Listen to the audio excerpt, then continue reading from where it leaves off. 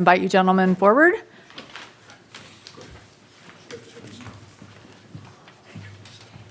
Equipment, we have show and tell. Here's a little show and tell today.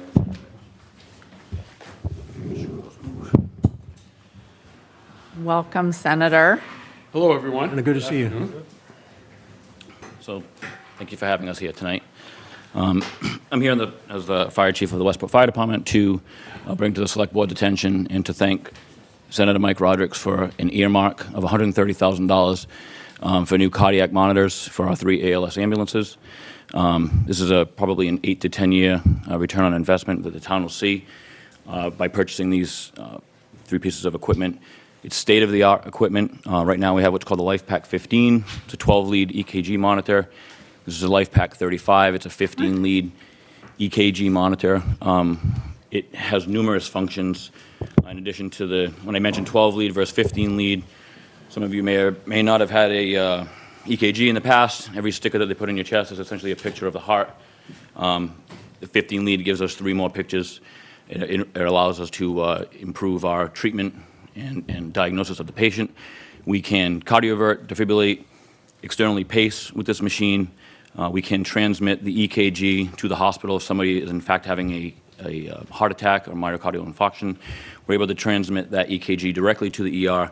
The ER doctors evaluate it, and that patient basically essentially passes through the ER right into the cardiac cath lab because time is muscle, and especially when it comes to the heart. So this is extremely important equipment, something that we would normally not be able to attain under the operating budget. It would certainly put a dent in our ambulance revolving account, so it helped to keep that balance nice and healthy. We had approached the senator and just asked for funding for one. He in turn doubled that, and we thank him for that. And then when you go to negotiate prices, especially when you're buying 3, bulk pricing, part of the SAVIC Cooperative Purchasing Group, we're able to acquire 3. Took about maybe $11,000 out of the ambulance revolving account to offset the cost of the 3rd one, which again is why that account is there. So this is a huge step forward for our department, and it benefits not only the residents but the visitors of our town, including could be one of us one day, hopefully not, but you never know. That's why it's there, and so we're very, very pleased, and I just wanted to publicly acknowledge all the work that you do, not just for Westport Fire, but as a member of the Bristol County Fire Chiefs. He's very in tune with fire and EMS throughout our county and the state, and again, I want to thank you for working with us, and we truly appreciate it. Well, thank you. Chief, you deserve all the credit, though, because it was you that brought this issue to our attention. We were just lucky working with Representative Willett. We were lucky to include the funding in last year's budget.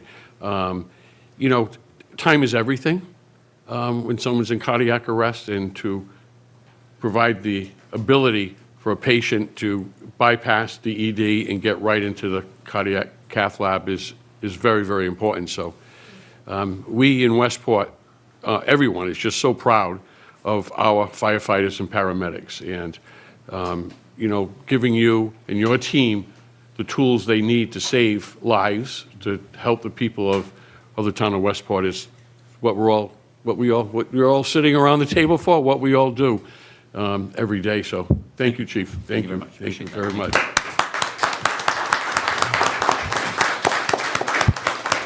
And Chief, I understand you had some other acknowledgments you want. Yes, very briefly. We just want to acknowledge the retirement of firefighter-paramedic Paul Duhan. Joined the fire department in 1997 as a call firefighter, was appointed to a career position in 2003, served the town well for 29 years. His last shift was last Wednesday. He kind of wanted to quietly go into retirement, didn't want any big lavish parties, so we did have a small luncheon for him at the station. We wish him well, and I know he's going to continue working at St. Anne's, and he's a nurse as well, so he'll continue in the health field to some extent, but he's officially retiring from the fire service on February 21st, and we thank him for that. The second acknowledgement I'd like to make tonight is to all of our members who helped get our newest fire engine number 1, went into service 2 hours ago, but I especially want to note Captain Robbie Green. He was instrumental in mounting the equipment and just really organizing the compartments. He's very, very handy. A lot of tapping and dying of the metal mounting plates just to make sure everything was, you know, instead of just tossing a shelf, just easily accessible, well thought out. A lot of work goes into that. It's beyond what his job description is, but he's stepped right up and got it done, saved us some money. And again, that's another piece of equipment that this town will probably see 25, 30 years out of, and we really wanted to do it the right way, and I'm very proud of him and the other members that were able to get that truck up and running. Even today, he was under our engine 3, doing a little bit of welding. Our exhaust came loose, and instead of putting that truck out of service and have it sit at a mechanic, he's under there getting the job done. And so he's just one of many in the department that go above and beyond. So just wanted to mention those two. So you said it really fastly, but I just want to I just want to underscore. So the new fire engine, Yes. went in service today, Correct, about 2 hours ago. right? Yeah, Yes. great. Took a little while, but we wanted to do it right, and we think we. And that was purchased from a Westport company too, right? Bulldog Fire Apparatus Yeah. on Route 6, correct. Yeah. They have multiple plants throughout the Northeast, but they do have a dealership right up the road. The truck was actually sitting in the lot when we first saw it, and it works for us. I think it's a really nice piece of equipment. It came out That's great. very sharp, so. Well, When it congratulations does its first run. to Duhan for his retirement. Even we would have had him in here and given him a plaque or something. Yeah, again, once Senator Roderick's office did provide him with a state-issued citation for his service, but again, he wanted to ride off quietly into the sunset, so that is what he did. Senator, is there anything else while you're here that you want? Well, I just want to say I had the pleasure of meeting a new town administrator this evening. So, Chris, I look forward to working with you. Thank you. It is budget season for you here in the town and for us, again, in the legislature. So I'm sure you will be having many conversations as I hear about what your needs, what the needs of this community are, and what we can do to help. We were successful with the cardiac heart monitors. I know other earmarks in the past for Westport included technology upgrades for this town hall,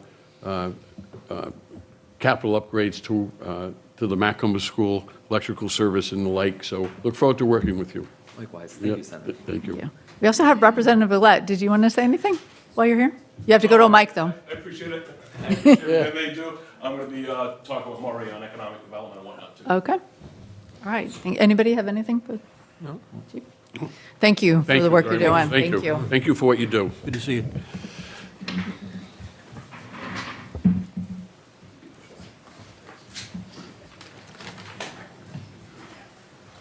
So the first item that we have is a public hearing that was continued from December 1st. It's- Sean, Go ahead. I just wanted to take a moment, I don't know if it's Go ahead. okay, but for an acknowledgement. We lost Thomas Skippy Karam, who passed away on January 18th. He was a legend in the community here in Westport and in Fall River with his coaching career at BMC Durfee. He coached for a short time or a tenure here in Westport. I was very close with his family. Always harassing me when he comes in at Baker's Beach. So he's just a tremendous, tremendous individual.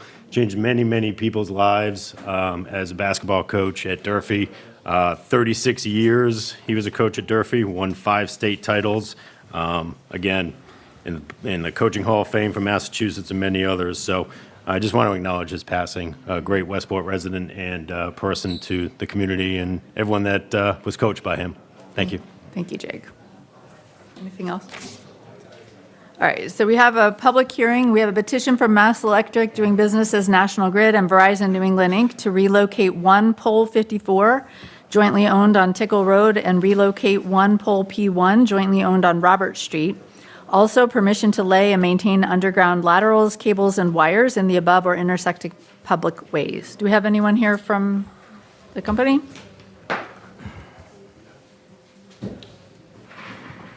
Welcome. Can you introduce yourself, please? My name is Aaron Roy, representing National Grid, 1250 Brayton Point Road in Somerset. All right, I just want to just start. So this is a continuation of a hearing that started in December.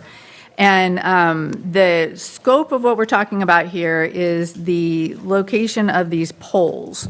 So I know that there's some controversy or there's a lot of attention given to the entire project, but this particular hearing is these particular poles, right? And then the ability to intersect the public ways for laying the equipment or the wires and cables and such.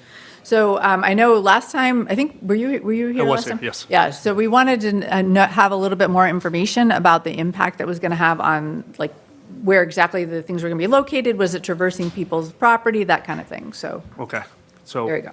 I don't know if I have any help here. I believe we were going back at Carla from the town This is Carla. Oh, Carla, hi, Carla. I didn't have a name tag, so we never officially met.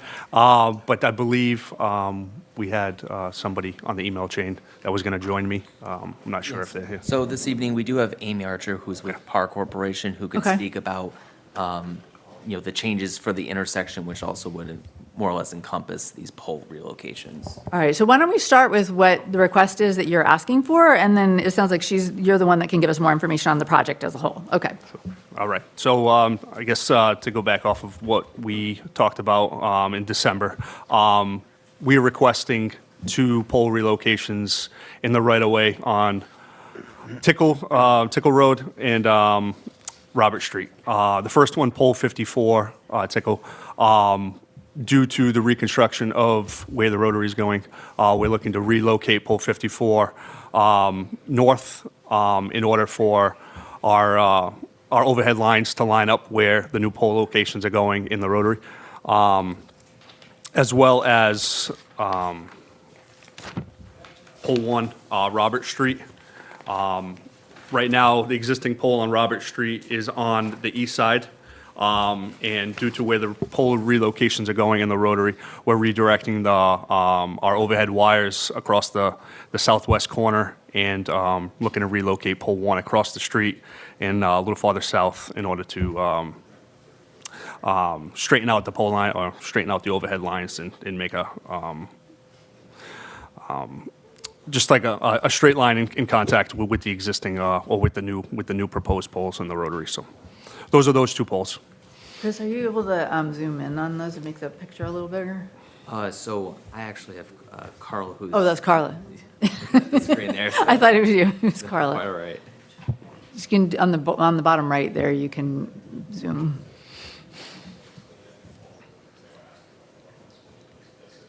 We have drawings in our packet, but that's, yeah, there you go. Okay. Is there anything from the board on what he just told us? Yep. So this is to accommodate the construction of a new rotary. That's correct. Have we looked into putting it underground? Because I think there's some land takings and stuff. Is these poles going to be more part of the land taken for the neighbors? I don't know if it was ever talked about. I can't answer that question. I know how, when the state comes to us with a design they come up with suggestions on where we should relocate our poles, and we kind of work back and forth. I didn't design this job with the state, so I can't speak exactly on answering that. But as of this design, I can say, because it's overhead, when they come to these proposals with their design, they keep it overhead and they just come up with recommendations on how we can relocate our overhead wires and meet our standards and meet their standards. So the rotary is new construction, and it's in Westport, and we do have a subdivision control law that says should be underground utilities. So let's bring the person up who can talk more about the project in general, because this poor guy knows about the polls. Yeah. Right. All right.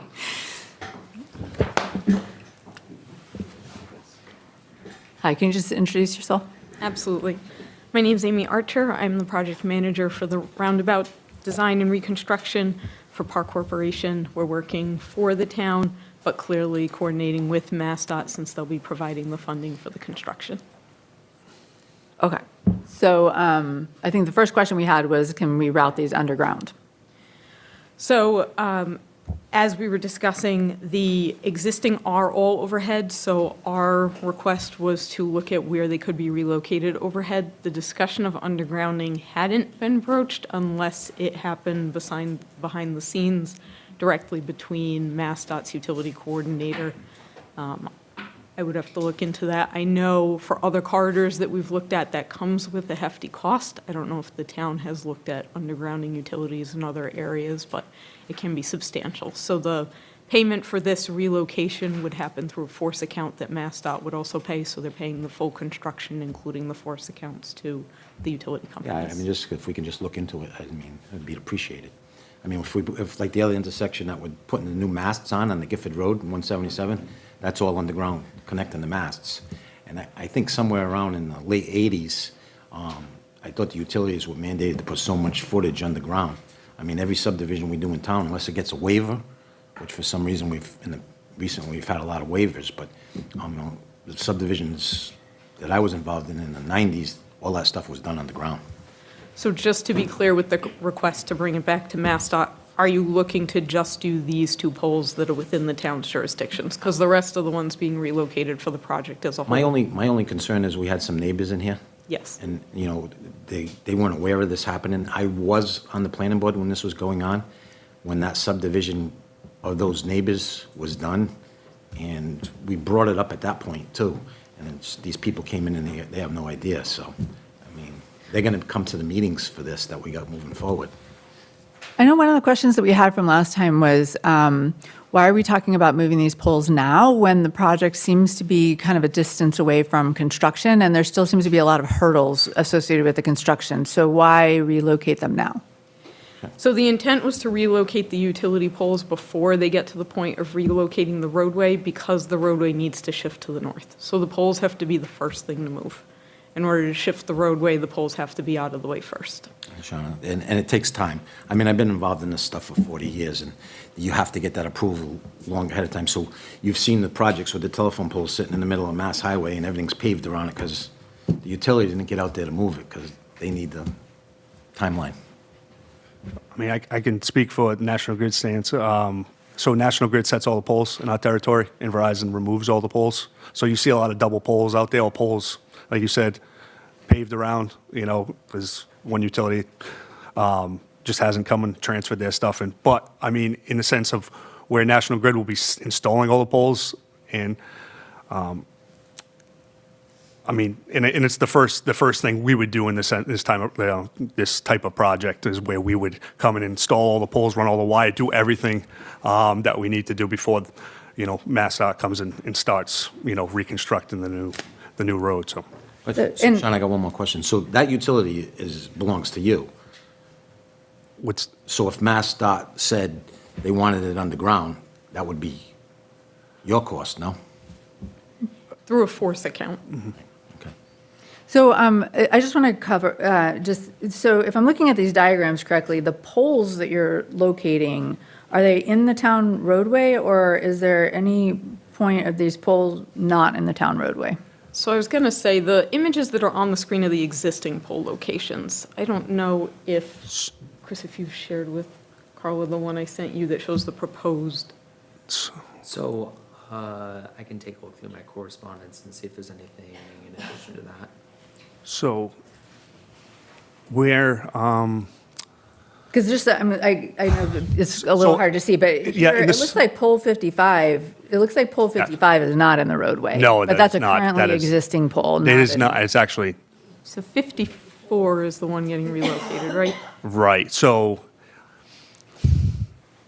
for at least for what I'm here for, is for the poles in the public right-of-way. Pole 55 is what it shows after, it's kind of misleading here, because pole 55 is where the pole would be set, like, once the rotary, is completed. That's kind of the location in reference to how it looks now, but 54 is the actual pole getting relocated in this sense. Pole 54 is moving 46 feet north. So the pole 54 on the top of the left-hand side of the screen is the new pole location versus the pole 54 on the All right, bottom. so it's pole 54 moving Yes. from the lower location. Yes, moving up, yeah, moving 46 feet north, yep. Pole 1, Pole 1, the other image, Yeah. and that one's moving, yeah, I think where it shows with no black, it shows like the X through it. So pole 1 in the top, I guess the northeast corner, that's actually existing, and the one on the southwest corner is the proposed pole location.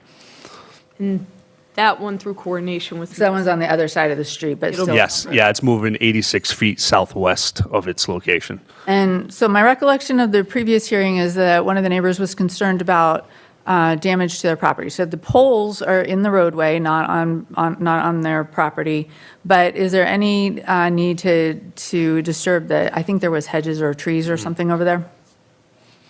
There are hedges and trees on 407 Tickle that are being disturbed as part of the project. Those will have to be accounted for through the right-of-way assessment the owner would be compensated for the disturbance to their property. But that's for the project, not for the specific, for the poles. There is one pole in that quadrant, so 54 is being relocated and 55 is proposed. So where you see 55 in there, that's where the pole is being set, 'Cause there's only in so- where those hedges would be, or in that vicinity. It doesn't show, obviously, it doesn't show it clearly in the images that we have on the screen.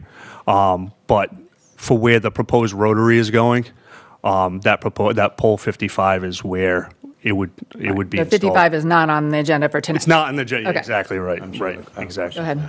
So these locations, they require a land taken for where these locations are. There's a permanent utility easement associated with pole 55 as well as the overhead wire that's connecting the poles. But there will be land takings for the road, for the The roundabout has taken a small segment for the roadway itself and then the grass buffer. in like even the shared- overhead pot's gonna stay all in the easement, so there's no land taken for this utility pole, but there will be land takings for the rotary. Yes. Okay. Jake, I know you had a bunch of questions at the last hearing.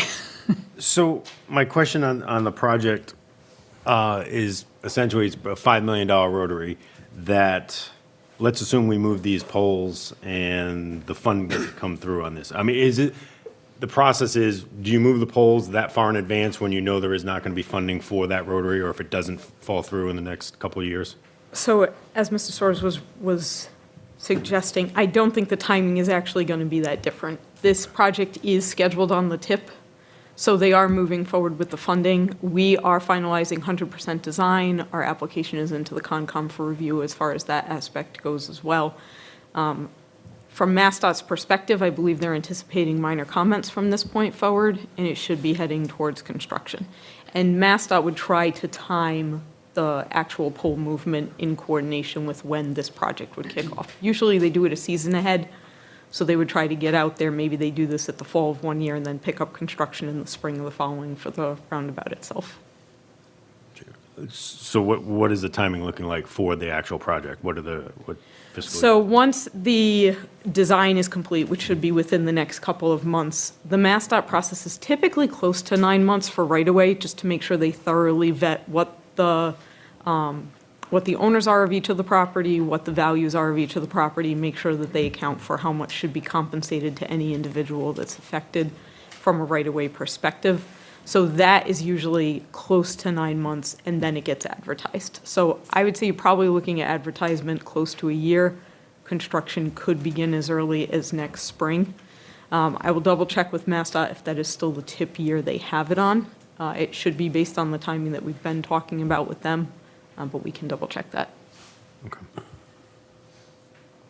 So it would go out to bid in 2026, or it's gonna go out to bid in 2027? I think once they get through the right-of-way, it would probably be around December of this year or January of next year to try to kick off to a spring construction. For bid? Yes. Another question. Go ahead. With respect to the design of this rotary, I know this goes back many, many years. Started in 2020. Okay, so you're in 2020. So if you take a look at the Google map in 2020 and compared to the Google map of that area now, the number of residents that are now there, you're talking about taking down hedges. I mean, they have those hedges there for privacy currently, and not expecting a rotary with headlights and various other things coming into their windows.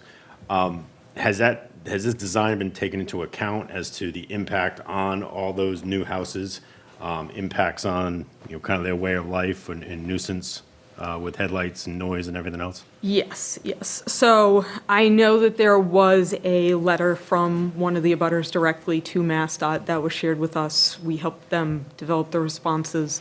I know we've presented to the town in general, but maybe not specifically to this board, that with MassDOT funding the project, they need to come up with a solution that meets the need, which was a safety concern in this instance, the fatality at the location, that is also warranted. So they had us go through an alternatives analysis that looked at, could we take the existing ground-mounted flasher and make it an overhead flasher? Could we put in a regular signalized intersection? The roundabout obviously has safety improvement. That was an option. And I think we looked at all-way stop.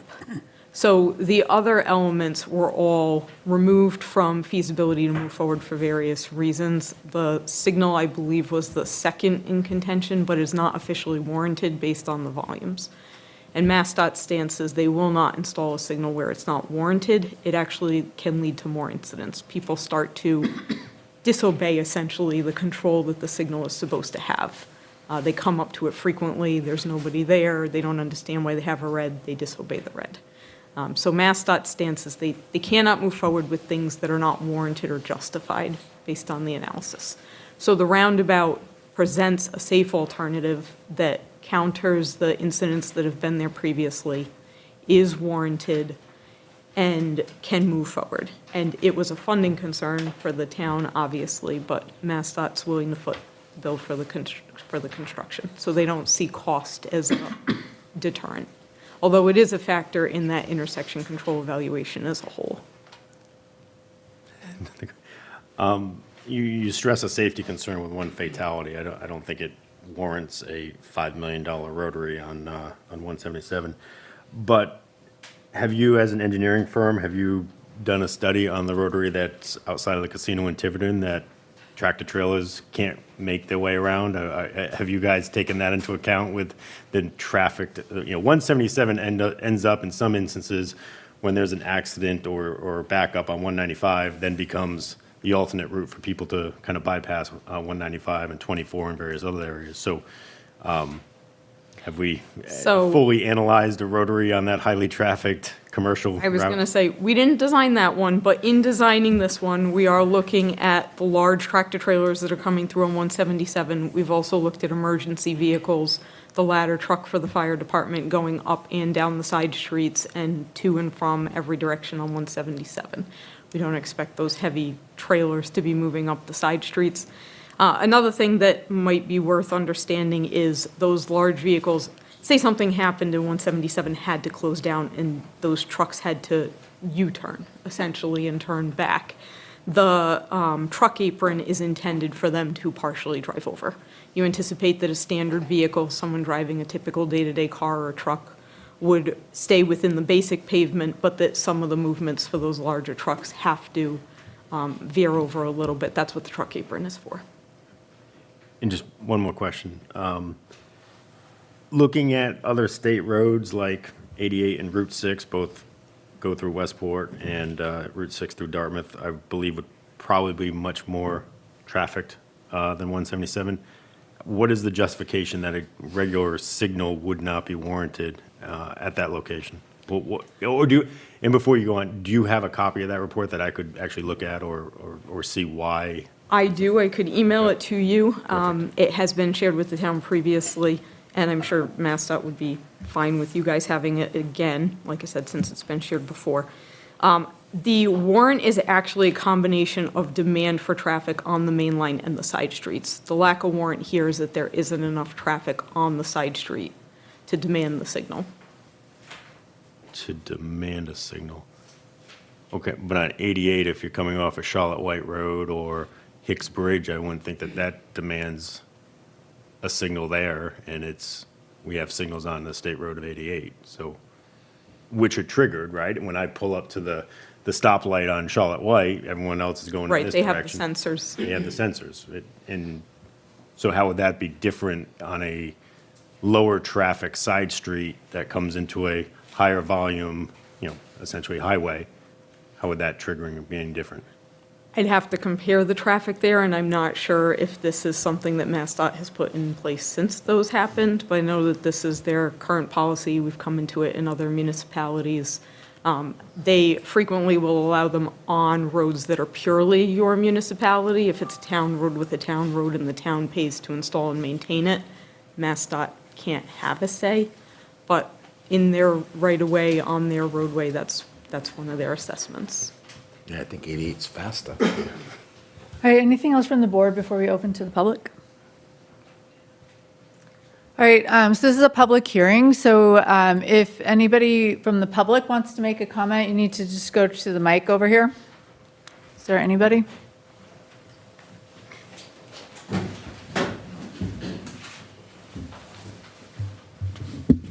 Hi, I'm back. I'm Michelle Carty. I wrote the letter.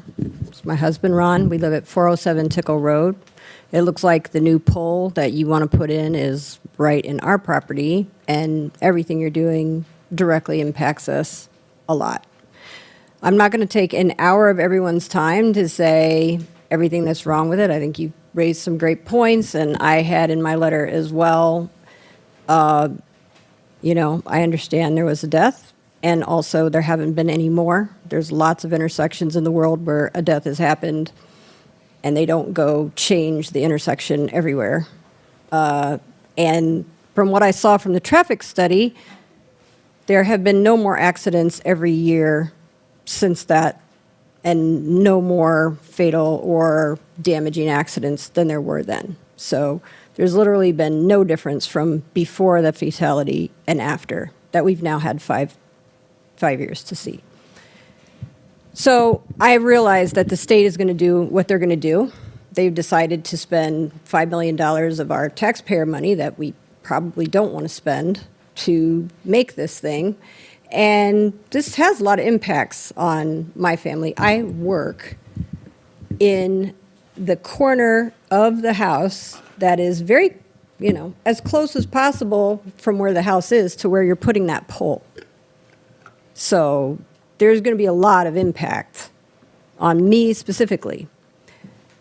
As you guys have seen that there are so many more residences up and down that road, have you changed the plan to put up a physical barrier to stop someone from actually hitting ice and running into my house or anything? So right now, we're just talking about the poles, but do you have an answer to that? There is no physical barrier at the edge there, but there is clear zone well before the house. So typically, you try to make sure that there's a recoverable area off the edge of a road. For a on truck? Embankment or before. I have a question for the resident. What year was your house built in? So I moved in 2022. So it was built, it finished in 2021. Because It started much earlier, but I believe with COVID, they had slowdowns with ability to get supplies and materials or whatever. so your house was part of that subdivision the same time the town started talking about the rotary. Yes, but I did not own it then. You bought it from the developer. That No, there was a prior family that lived there for a year. okay. And the owner was also the real estate agent who sold it to us Okay.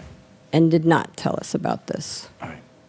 So I think from the barrier point of view, that there's going to be other hearings for that, right? For can you just talk about the other hearing? Because this is the poll hearing to move the polls, but can you talk about some of the other process hearings there'll be for concerns like the one she raised? So there was a design public hearing at the 25% that I know you attended and the letter followed, and MassDOT continues to coordinate. The Conservation Commission has a hearing coming up. We are supposed to be on their agenda for next Tuesday, unless that gets pushed. I believe this Nobody project told is me on that. that agenda. Relative to something that would include a barrier, I don't believe MassDOT would look to install one because the roundabout will slow speeds. So I know trucks are moving through here right now today at or over 50 miles an hour, but that is the main intent of the roundabout. The main element of safety is slowing traffic. The geometry approaching is going to slow vehicles as they start to come towards this, and then you have the medians on each leg that approach, and then the circular movement. So vehicles should be moving closer to 25 miles per hour through here. As I mentioned, there is a pretty substantial clear zone there. If any vehicle left the roadway, they would head towards the shared use area. But there's recoverable space adjacent. I mean, I haven't measured the exact distance to the house, but usually the recoverable area is in the 6 to 10 range. That's where they would consider putting a guardrail if there was a drop-off or if there was something within a clear area. Ms. Cardy, did you have anything else? Can I invite you to lunch? We can look at it. I can show you how far my office is from where that will be. I'd love to. You're more than welcome, all of you, to come see exactly what you're doing. I really think when people are impacting people, they should come physically see what they're doing. As far as the electrical pole goes, I mean, that's also now was a pole that was not directly on our property that will be on our property. So the poles we're talking about today are not, though. The pole 55 is the one that is on your property. Yeah. That's not on the agenda tonight. Oh, it's the one on the agenda today is the one across the street. Okay, then I don't have questions about that. Thank you. Is there anything else from the public? Did you have more? Just one more comment. I think this basically highlights my major concern with a lot of projects that happen in town is the lack of local control when it goes to Mass DOT. We've seen it in another one that was going to be a $3 or $4 million project to put a bridge in on a small rural road in Westport. So my concern is when we start going down this road and giving full authority to the Mass DOT, we have residents that A, can't get answers, or B, can't really put any input in as they're saying this is the project, we're going through it, these are the engineers, and this is how we feel. I had to chuckle a little bit internally when we're talking about how it's such a high-traffic area, but now, since it's such a high-traffic area, we're going to make that traffic go down to 20 and 25 miles an hour to go around the rotary. I don't know. I'm not an engineer.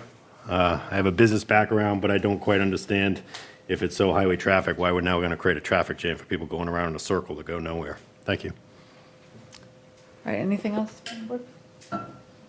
So what's the pleasure of the board?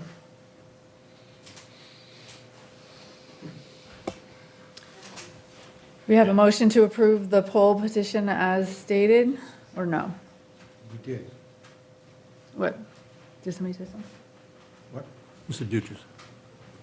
I thought you said something. Did you say something? I said we did have it. That was a position to move the poll locations. No, I'm asking, is there a motion on the table to approve the petition? So moved. Craig Dutra. Second. Is there any further discussion? Madam Or is- Chair. Yes, go ahead. This is poll number 54. Poll 54 and poll 1, which is on the other side On of the the, street. yeah, on the other side of the street. So This this is is not- not relating to 55 in the discussion we just had, Correct. nor is it related to whether or not this project in the first place is worthy. We don't have that in front of us tonight. Agree. As a matter of fact. I just want to be clear on what we're voting on. It's more focused. Yes. Madam Chair, just one more comment, and I will continue to vote against this project on every step of the way, whether it's the poll impacts it or not, or impacts people's property. I think it's a complete waste of taxpayer money, and I will continue to vote against every single step that comes up for this rotary. Thank you. Okay, we have a motion and a second. All in favor?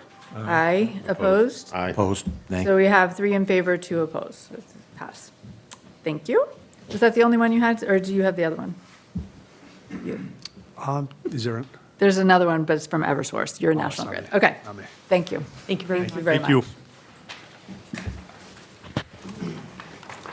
The next item we have is a request from NStar Electric Company doing business as Eversource Energy to locate underground cables, conduits, and manholes, including the necessary sustaining and protecting features in, under, along, and across the following public way or ways, to install 12 new manholes, 6 feet by 10 feet by 8 foot, and approximately 5,985 feet plus or minus of 6-inch conduit on the right-of-way of Hicksbridge Road. Do we have, can you introduce yourself, please? Absolutely. Good evening, everyone. Jessica Elder, representing Eversource. Thank you for having me this evening. So this petition, Eversource is requesting work order 160-11847, involving approximately 5,985 feet of underground conduit in 12 manholes. It's going right along Hicksbridge Road. This represents the Westport portion of a continuous underground infrastructure. We're going through several other local municipalities. And the installation, which a portion of it was approved in September. All phases of the work will be coordinated with the town for a police detail as needed, because obviously we're covering a lot of ground, so we're going to need to coordinate with the town and the police department.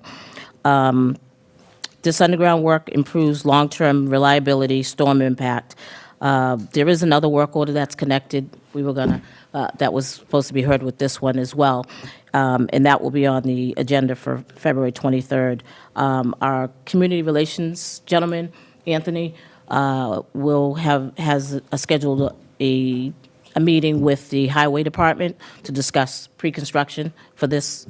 And construction will be scheduled pretty much in coordination with the town and weather conditions, obviously. Given we are in a winter season, work would likely commence in the spring when the ground's more suitable. Okay, thank you. Anyone have questions? Go ahead. Madam Chair, the only question I have is, and I've brought this up on another board I sit on conservation, the area you're looking at on Hicksbridge is a pretty viable area for us from an economic development standpoint. We have a brewery there, we have a winery and various others. So I know with the weather we currently have, we're not entirely sure when that thaw is going to occur. So I want to make sure that the timeline when I spoke at conservation is similar to what you're seeing from a project timeline, that this either you're starting at an end which won't impact those businesses, or early enough where we're not going to have a traffic concern or issues in the summertime where essentially our population doubles here. So Okay. I just want to make sure that that's on the record for, construction never seems to finish on time. So I just want to make sure that we have those issues addressed or on the record for the summer.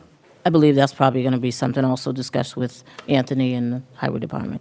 Right. No, and I think, so this is going to really help us with coastal resilience and help those businesses in that area, getting rid of the poles like we've been talking. Right. So Correct. I appreciate you guys. No worries. Thank you. Is there anything else from the board? This is a public hearing. Is there anyone from the public have comments on this?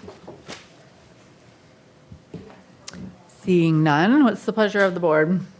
Madam Chair, I'd move the acceptance of the manhole project and other things to go with it. Second. Is there any further discussion? All in favor? Aye. Aye. Any opposed? Opposed? So that's 4 in favor and 1 opposed. Thank you. Thank you so much. Have a good evening. We have one more public hearing. We have kind of a packed agenda tonight because we missed our last meeting, so. We have a request from Michael and Carmen Brown for a permit to locate a trailer on 799 Division Road for a duration of up to 12 months. The property is shown on Assessor's Map 48, Lot 19. Is there anyone here to talk to this one? So we don't typically offer trailer permits for a 12-month period, but this is due to a fire that was at their home. And so this is to locate a mobile home on the lot while the construction is happening to rebuild the home. And we have in the past allowed trailers for a longer duration for this purpose. Is there anything you have to say about this one? Just the house fire was December 11th, 2025. They currently were issued a 30-day temporary permit under the authority of the building official while we waited to have this public hearing. So I know the board does have the ability to do a permit up to 18 months, so this is just 12 months that they're requesting at this time.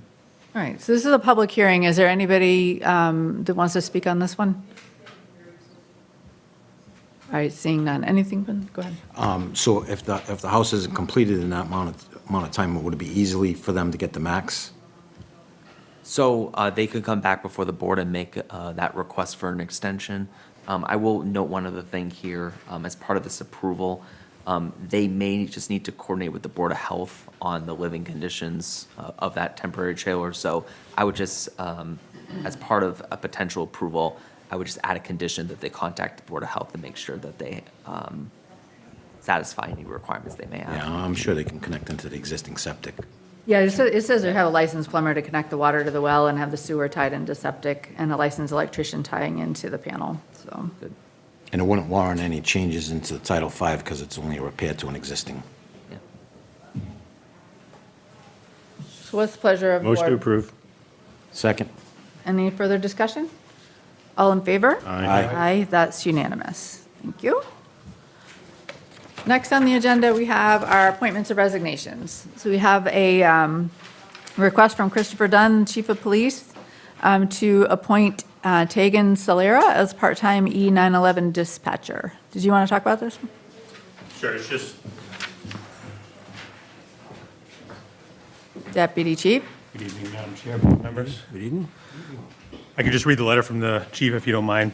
So to help address the need of part-time E911 dispatchers, I respectfully request that the board consider appointing Tegan Solera contingent upon her successful completion of a background check and required training. Ms. Solera brings experience and training from a dispatch position currently in a neighboring town. She is a resident of Rehoboth. If approved, I propose an effective appointment date of Tuesday, January 26th, 2026. Please note that no additional funding is being requested to fill this position. Thank you. Motion to approve. Second. Any discussion? All in favor? Aye. Aye, that's unanimous. Anything while you're here that you want to mention? Actually, no, not this time, but Okay. I appreciate the offer. All right, thank you. Excellent, thank you. Have a good night. Good night. We have a request from Cindy Brown, the Personnel Board Chair, to appoint Lisa Fadelberg Costa as a regular member with a term to expire June of 2029. Thank you for volunteering to be on the Personnel Board. No one ever really wants to be on the Personnel Board. I will move approval of that one. Second. I'm excited. Is there any discussion? All in favor? Aye. Aye, that's unanimous. Welcome aboard. We have a request from Beverly Bish, the Director of Senior Services, this is a terrible one, to accept her retirement after 11 years of service effective August 31st, 2026. So I know I'm going to vote to accept the resignation, but I don't like it. But good, With regret. huh? I move to accept her resignation with regret. There we go. That's Second. very nice. Is there any discussion? She's not here. All right, all in favor? Aye. Aye, that's unanimous. We have a request from Cindy Brown, a member of the Long-Term Building Committee, to resign her position on that post effective immediately. Motion to approve. Second. All in favor? Aye. Aye, that's unanimous. We have a request from Tom Pierce, a member of the Cultural Council, to resign effective immediately. Motion to approve. Second. Any discussion? All in favor? Aye. Aye, that's unanimous. We have a request from Chris Gonzalez, the highway surveyor, to appoint Jay Carrera as a seasonal employee for the highway department. Chris, do you have any comment on this one? Yes, just as we know from a couple weeks ago, our highway department's been working around the clock, especially with the winter conditions. This time of year, with snow, the forecast, any additional help they can get is very much appreciated by that department. So, in talking with Chris, this individual expressed interest in helping us during the winter months, and the funding is available in their budget to bring on the assistance. So I recommend approval. All right, thank you. Motion to approve. Second. Any discussion? All in favor? Aye. Aye, that's unanimous. We have a request from Brian Gallagher, Commission on Disability Chair, to appoint Richard Brewer as a regular member, term to expire 2029. I thought you were already on the Commission on Disability. I am on the other commission, the transition team, which meets once in a while. So I am involved already in disabilities. And this, they have 2 vacancies on the Commission on Disability, and I thought that would be good use of my time, so I'd be willing to do that if the Select Board is of the same mind. Motion to approve. Second. Any discussion? All in favor? Aye. Aye, that's unanimous. Congratulations. Thank you. Welcome aboard. On our action items, we have a request from Maria Branco, Clerk to the Zoning Board of Appeals and Community Preservation Committee, to be designated as a special municipal employee. Chris, you want to tell us about this one? Absolutely, because there's a few pieces to this. So Maria currently serves in 2 separate roles for the town as a recording clerk for both the Zoning Board of Appeals and Community Preservation Committee. Now, my understanding is a while back, the Historical Commission reached out to Maria to see if she'd be interested in assisting them with their agendas and minutes. Now, as of now, they do not have a recording clerk position. There's no town position. So they asked whether or not Maria would be able to assist them as a vendor, more or less a consultant for the town, getting paid through their expense line. Now, in talking with the State Ethics Commission, that's something that we can do if the positions that she's in currently are classified as a special municipal employee. So, without that designation, there's very strict conflict of interest laws to do business with the town that you work for. So this would allow Maria flexibility to assist the Historical Commission and get paid for her time separate from the town to help them with, typing their minutes and posting their agendas. Now, like I said, this was done after consultation with the State Ethics Commission in terms of whether or not this would be a acceptable arrangement, to which they said it was. But I think long-term, a discussion that could be had, with the Personnel Board, the Select Board, is whether or not to combine those various roles into more or less one position that would assist those departments. Not those departments, those boards. So, that's a future discussion, that can be had. But at this time, the request before you is whether or not to designate the 2 recording clerk positions as special municipal employee positions. It doesn't do anything for compensation or job description. It's just a designation that the board gives for a position. And I know I was copied on correspondence between you and the chair of the Personnel Board, where she asked a bunch of questions about the legality of what you were doing, but it sounds she was satisfied with exactly what you just explained just now. Yes. So I think her questions were just more about the process and if the town was looking to change the job scope in the future to make sure that that was brought before the Personnel Board and, of course, the Select Board, which it would. Any question? Any question? Yep. If I could ask the town administrator, so now she's a part-time employee, I take it? That's correct. So she, in her roles, has up to a certain number of hours for each of those 2 committees per week. So is she able to do the additional job for the Historical Commission under the present, her present status? So as it stands now, without the designation, there would be a conflict of interest issue for her getting paid by the town, more or less as a private individual outside of her current duties. So that this special municipal employee designation remedies that? That's correct. All right, understood. Madam Chair, just, Yep. so it's still a part-time position now, basically a clerk for 3 different committees is what it ends up being? Is that how? Yeah, so the current 2 roles, there would be no changes Okay. to the number of hours or the job scope within the 2 roles. What this would do would be allow her to work as a vendor for Historical Commission and more or less have them pay her for her time that she's assisting that committee. So not a town position. Okay, so she has the town position for the other 2 and then getting paid through an hourly Yes, situation for the, okay, yes, whatever that arrangement would be. okay. Any other questions? Yep. But, so who's paying the hourly rate? The town is, Yeah. So this would come out of the Historical Commission's expense account, which is? which how would is it be out of the funded? town's operating budget. Okay. All right. What's the pleasure of the board?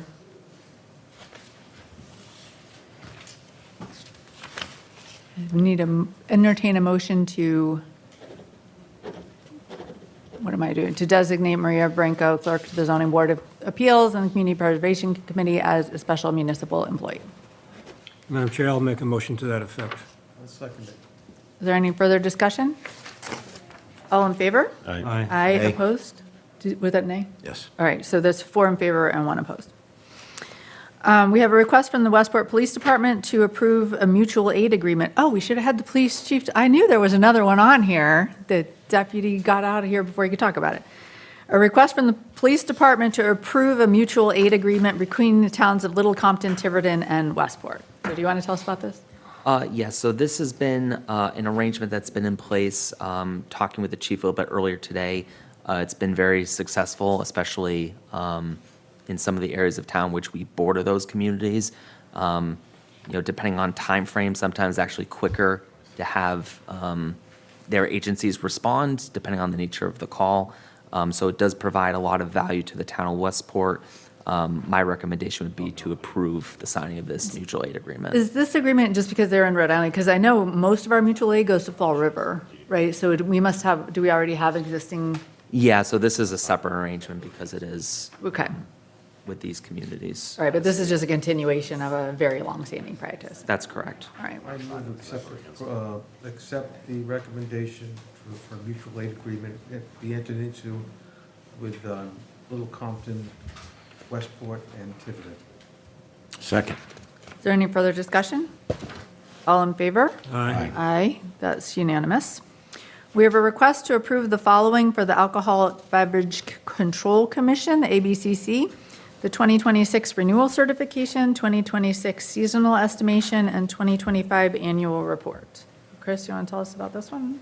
Yes, so, this comes before the board every year. These are compliance documents that we have to submit into the ABCC, including population estimate updates, as well as summarizing all the licenses that we've issued for the calendar year. So I recommend the authorization to sign.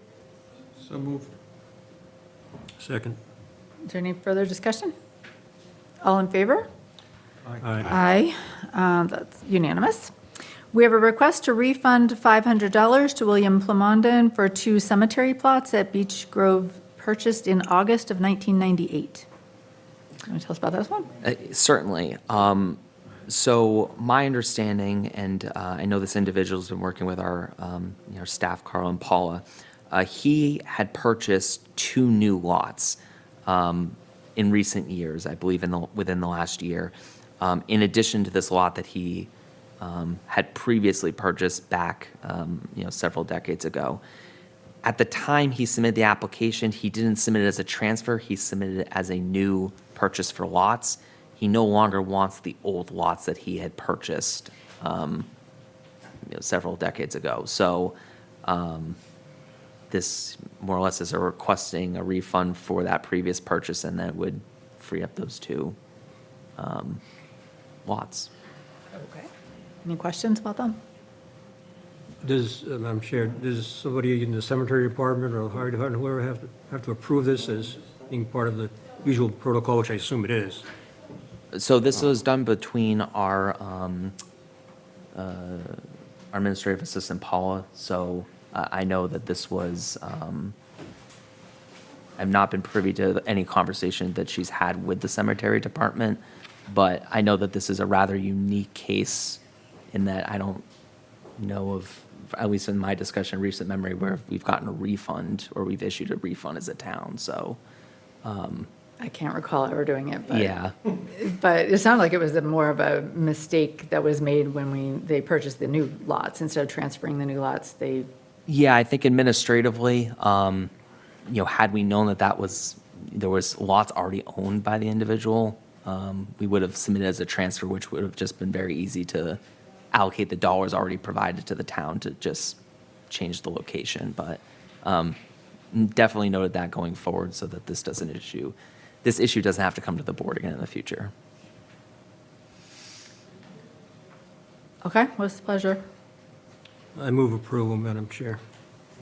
I'll second it. Is there any discussion? All in favor? Aye. Aye. We have 4 in favor and 1 opposed. We have a request from Richard Brewer, Chair of the Capital Improvement Planning Committee, to recommend a change to the earlier list of capital improvements to reflect the higher amount for a new animal control vehicle. Mr. Brewer?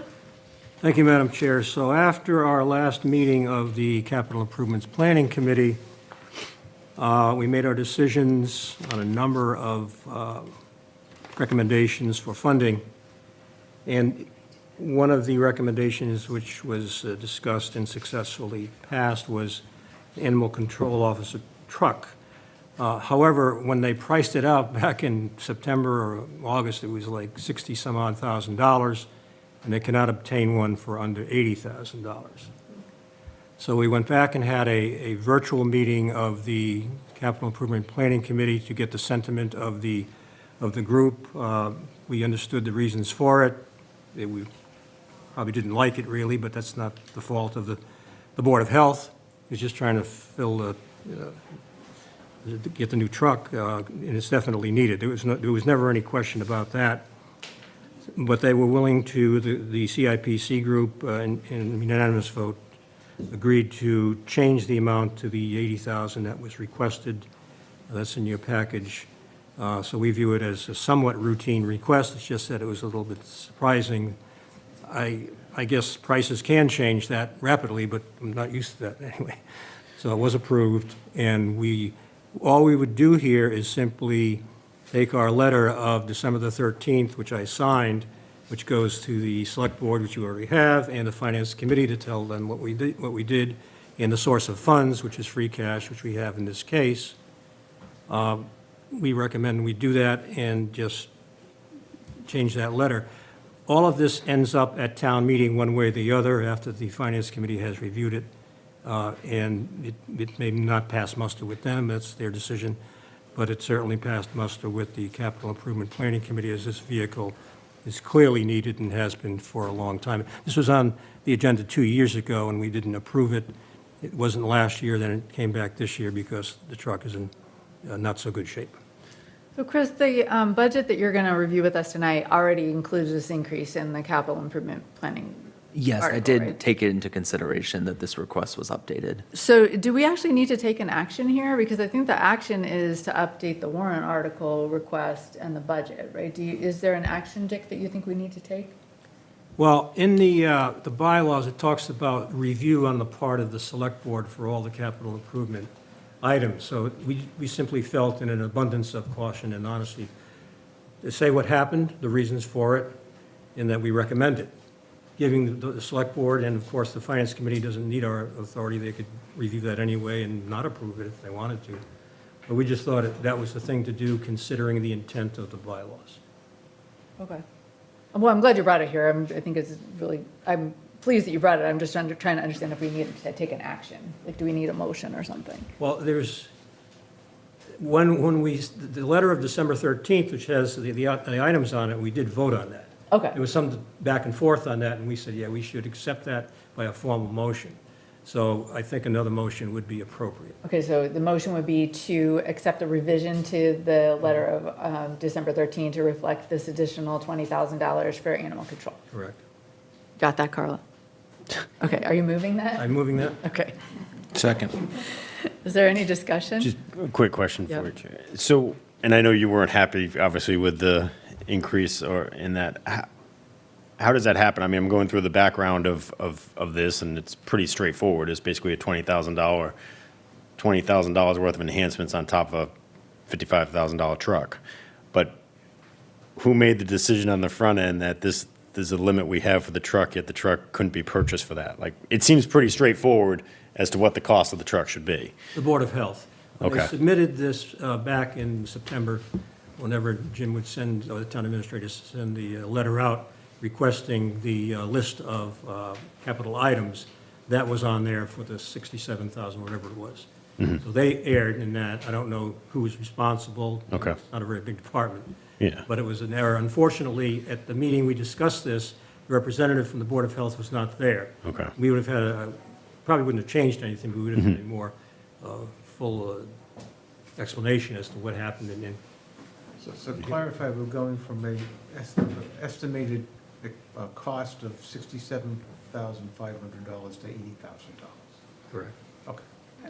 And just to clarify, on the quote that we have on the truck, and that came from September 29th, 2025. So I'm just wondering where the ball got dropped on that, since it was a invoice from September. And now, so they knew in September that the cost was going to be $80,000 for the truck, so. There was a miscommunication somewhere. But also, the actual approval of the funding is happening at town meeting, right? Well, all we're doing is accepting the change to the letter that CIPC put in. And it's already reflected in the budget that you're going to show us. That's correct. All right. Is there any further discussion? All in favor? Aye. Any opposed? All right, so that's unanimous. We have a request from Helene Holgate, Principal Clerk to the Council on Aging, to accept the following donations totaling $1,795. Social Day, $250. Outreach, $168. Tech donation, $370. Art class, 10. Coffee hospitality, 27. In memory of Joanne Cole, $150. Robin Burns, 50. Pamela Manns, 50. Friends of the Council on Aging, $470. Grace Kamara, 50. Pauline Dowd, 100. And Marianne Steinecker, $100. Motion to approve. Second. Is there any discussion? All in favor? Aye. Aye, that's unanimous.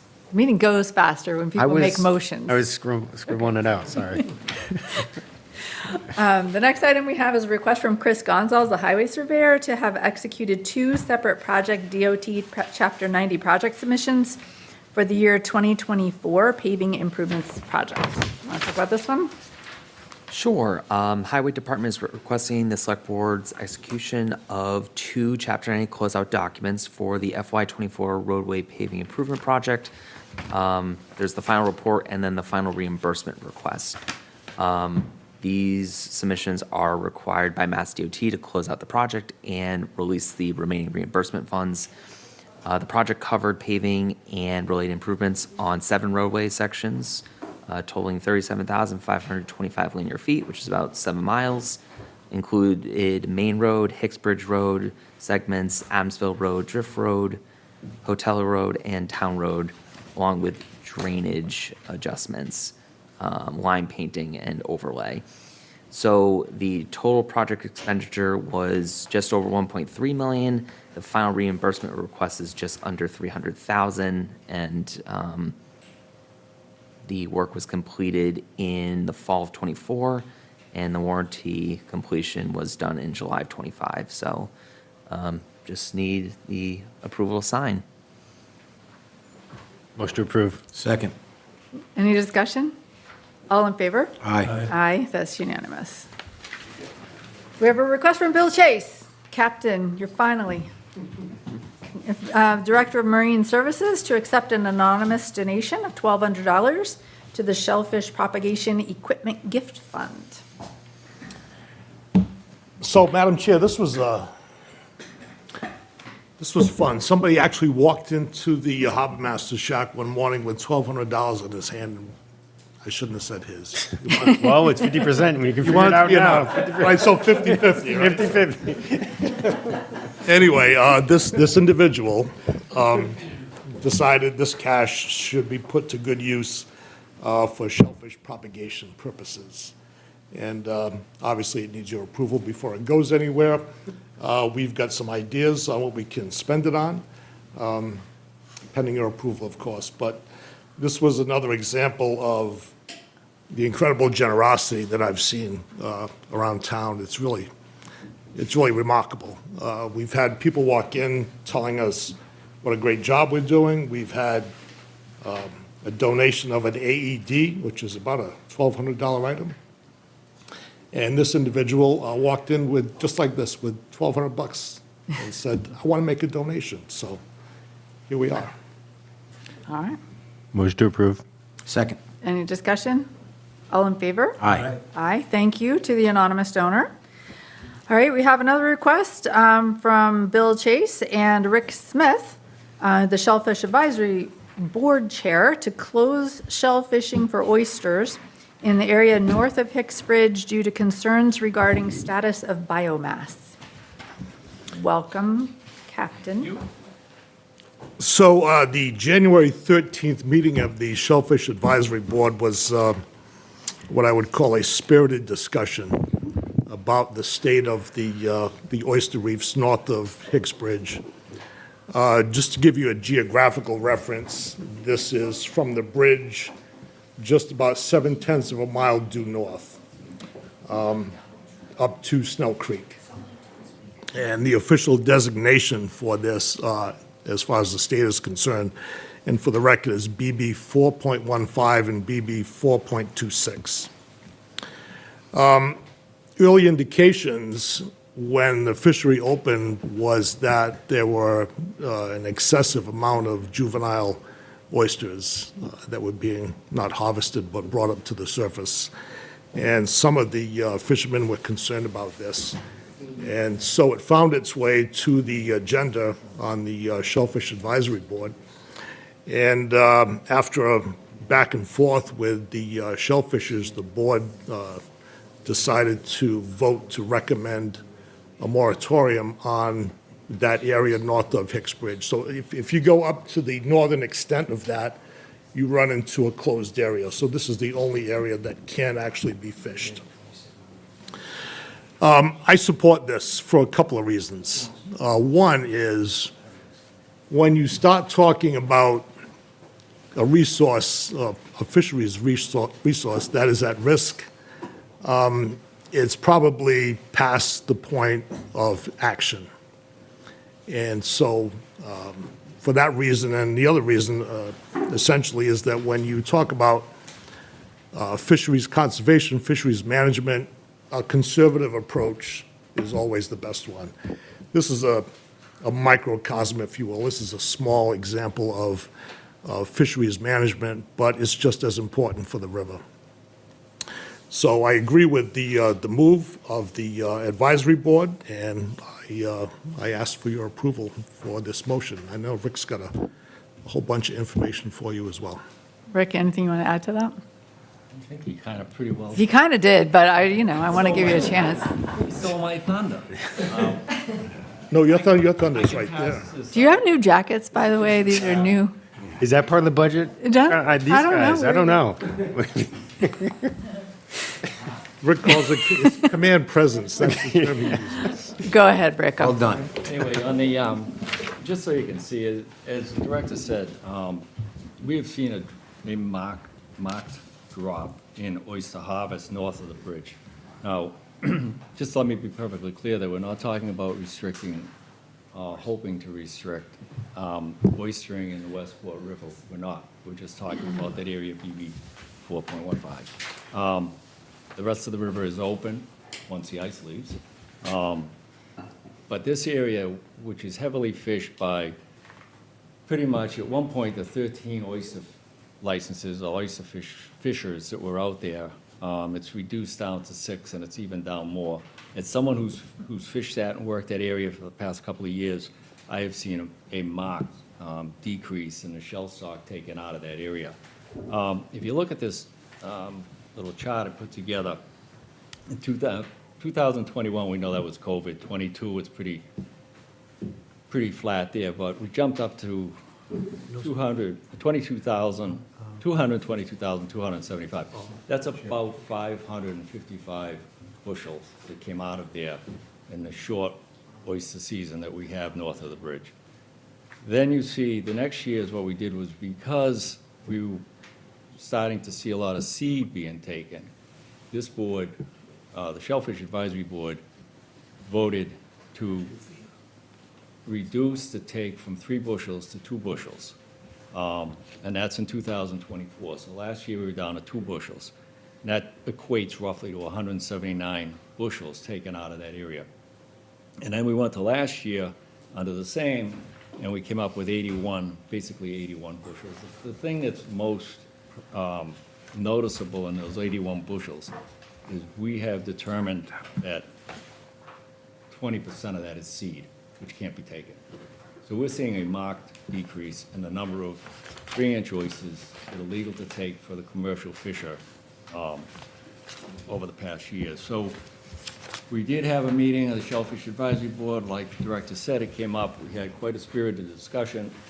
The vote was 5-0 in favor of a moratorium on the fishing up there, and for 2 reasons. One, well, we have to get the ice out because we're not going to be able to get up there. But 2, we are partnering with the Department of Marine Fisheries as well as some educational facilities around here, UMass Dartmouth, as well as Roger Williams, to go up and do a study to see exactly what is a good number to show a rapid decline in the fishery.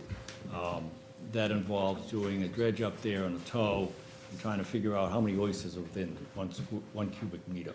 So we can't do that by ourselves. There are people out there that will do it for us. So that's our hope, and we'll bring that data back to see if there's the data will support the decline in the fishery. I know as a fisherman up there, there's a rapid decline in oysters north of the bridge. And like the director said, we're at the point now where we don't know if it's going to recover. So we want to get out in front of it as much as we can to try to keep that historic natural oyster bed alive and well up there. All right, thank you. So what is the action that you're looking for us to close that? What specifically? Well, under Chapter 130, the Shellfish Advisory Board has to bring this to the licensing authority. The licensing authority is a select board, the city council board. So that's why we're in front of you with your blessing to close. I think I'm just looking for what is the specific action that you need from us. So is to close this particular portion of the oyster bed. I just want to make sure we were recording it correctly. North of Hicksbridge Road.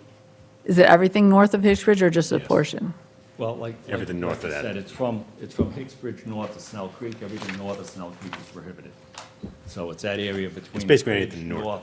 Hicksbridge north. Let me be clear. Hicksbridge north to Snell Creek. Okay. Which means the whole river, basically north of the Hicksbridge.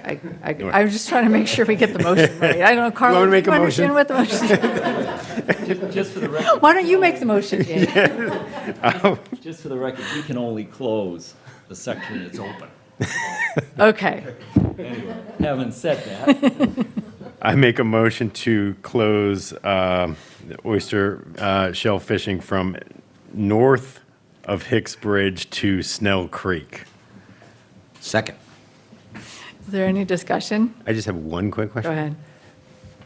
What happened in 2023 where they pulled out 4 times, or almost 5 times as much this is from a normal year? This is fishing. Yeah. Fishing is catching.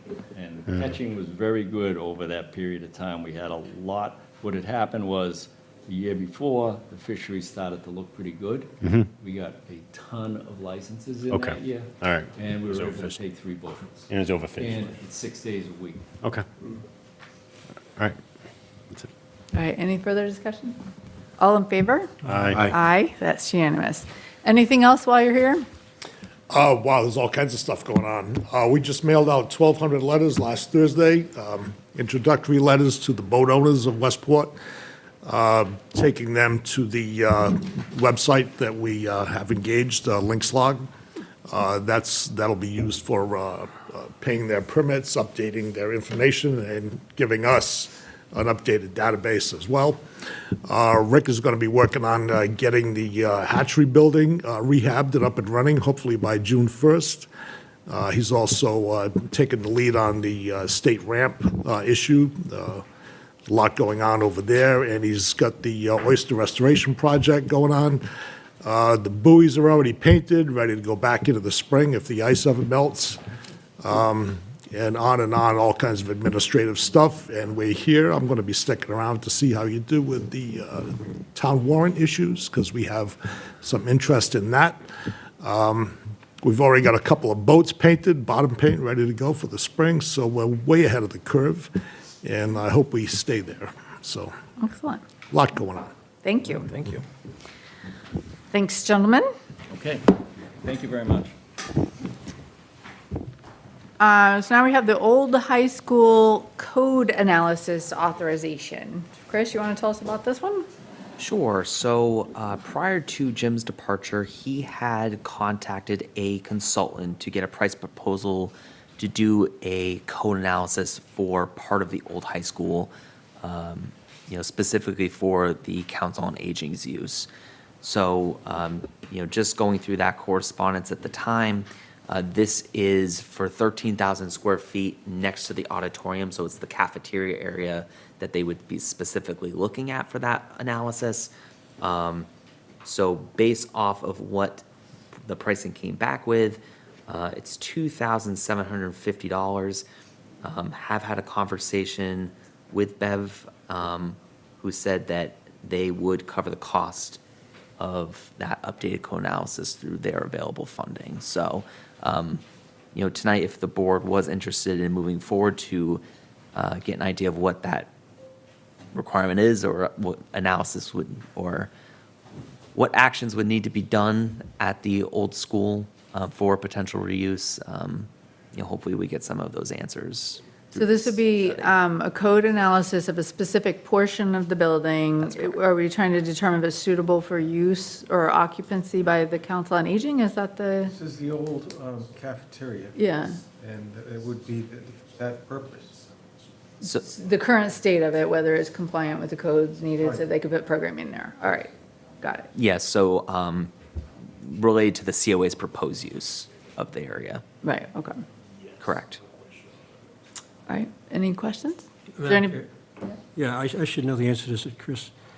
So is this to pay for the consultant or to do work to bring, doors, fire doors and whatever, et cetera, up to code? Just the consultant services to consultant. do the analysis. Yeah, okay. So the code review, Correct. yeah. Go ahead. I don't have any issues with this. I think it's been kind of a long time coming, and I know there's been some work. Dick, myself, and others have kind of met with the Long-Term Building Committee, Council of Aging, to try to figure out a way to make this thing work. So, it's not analysis by paralysis. It's just kind of another possibility to use that. My fear is, again, as we've discussed in numerous meetings, that the messaging and what's actually going to be done with this. So hopefully we get a kind of a clear answer as to what needs to be done. Hopefully it's a low-cost dollar amount that we can bring in Council of Aging and others to continue to use the facility and have a longer-term plan after that. I think that would be a perfect scenario for everybody, but. But this is not going to get a long-term plan. This is this is an analysis of a specific portion of the building and its compliance with code requirements. Correct, and if COA can go in there, Right, they can go in there and start using it. So Correct. this would give them the knowledge that it was safe and compliant to be able to occupy that for programming. Correct. Okay, got it. Motion to approve. Second. Okay, is there any further discussion? I feel like there are people here who usually talk at these sorts of things Mr. Lima. who are not. I mean, you don't have to, I'm just, You open the door. okay, if you don't, I don't think you need to, but I don't want to deprive the public of their opportunity. Okay, all right, all in favor? Aye. Aye, any opposed? That's unanimous, see, there you go.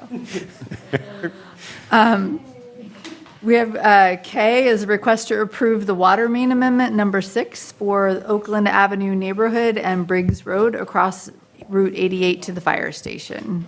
Yes, so actually for this agenda item, my recommendation would be to hold off on any decision at this point in time. So because of the source of funding coming from the federal government for the next phase of the project, there are separate procurement requirements that we will need to follow for that. We are working on setting up a meeting with the EPA to make sure that when we do procure these services, it's done in accordance with their requirements. So, You're recommending we pass over this. correct. Does anybody have any concerns with passing over? I just have one question. I can agree with that from what I've researched recently. But can somebody just explain to me the Oakland Avenue neighborhood? What would that be? So, not hear that question. Oakland Avenue neighborhood.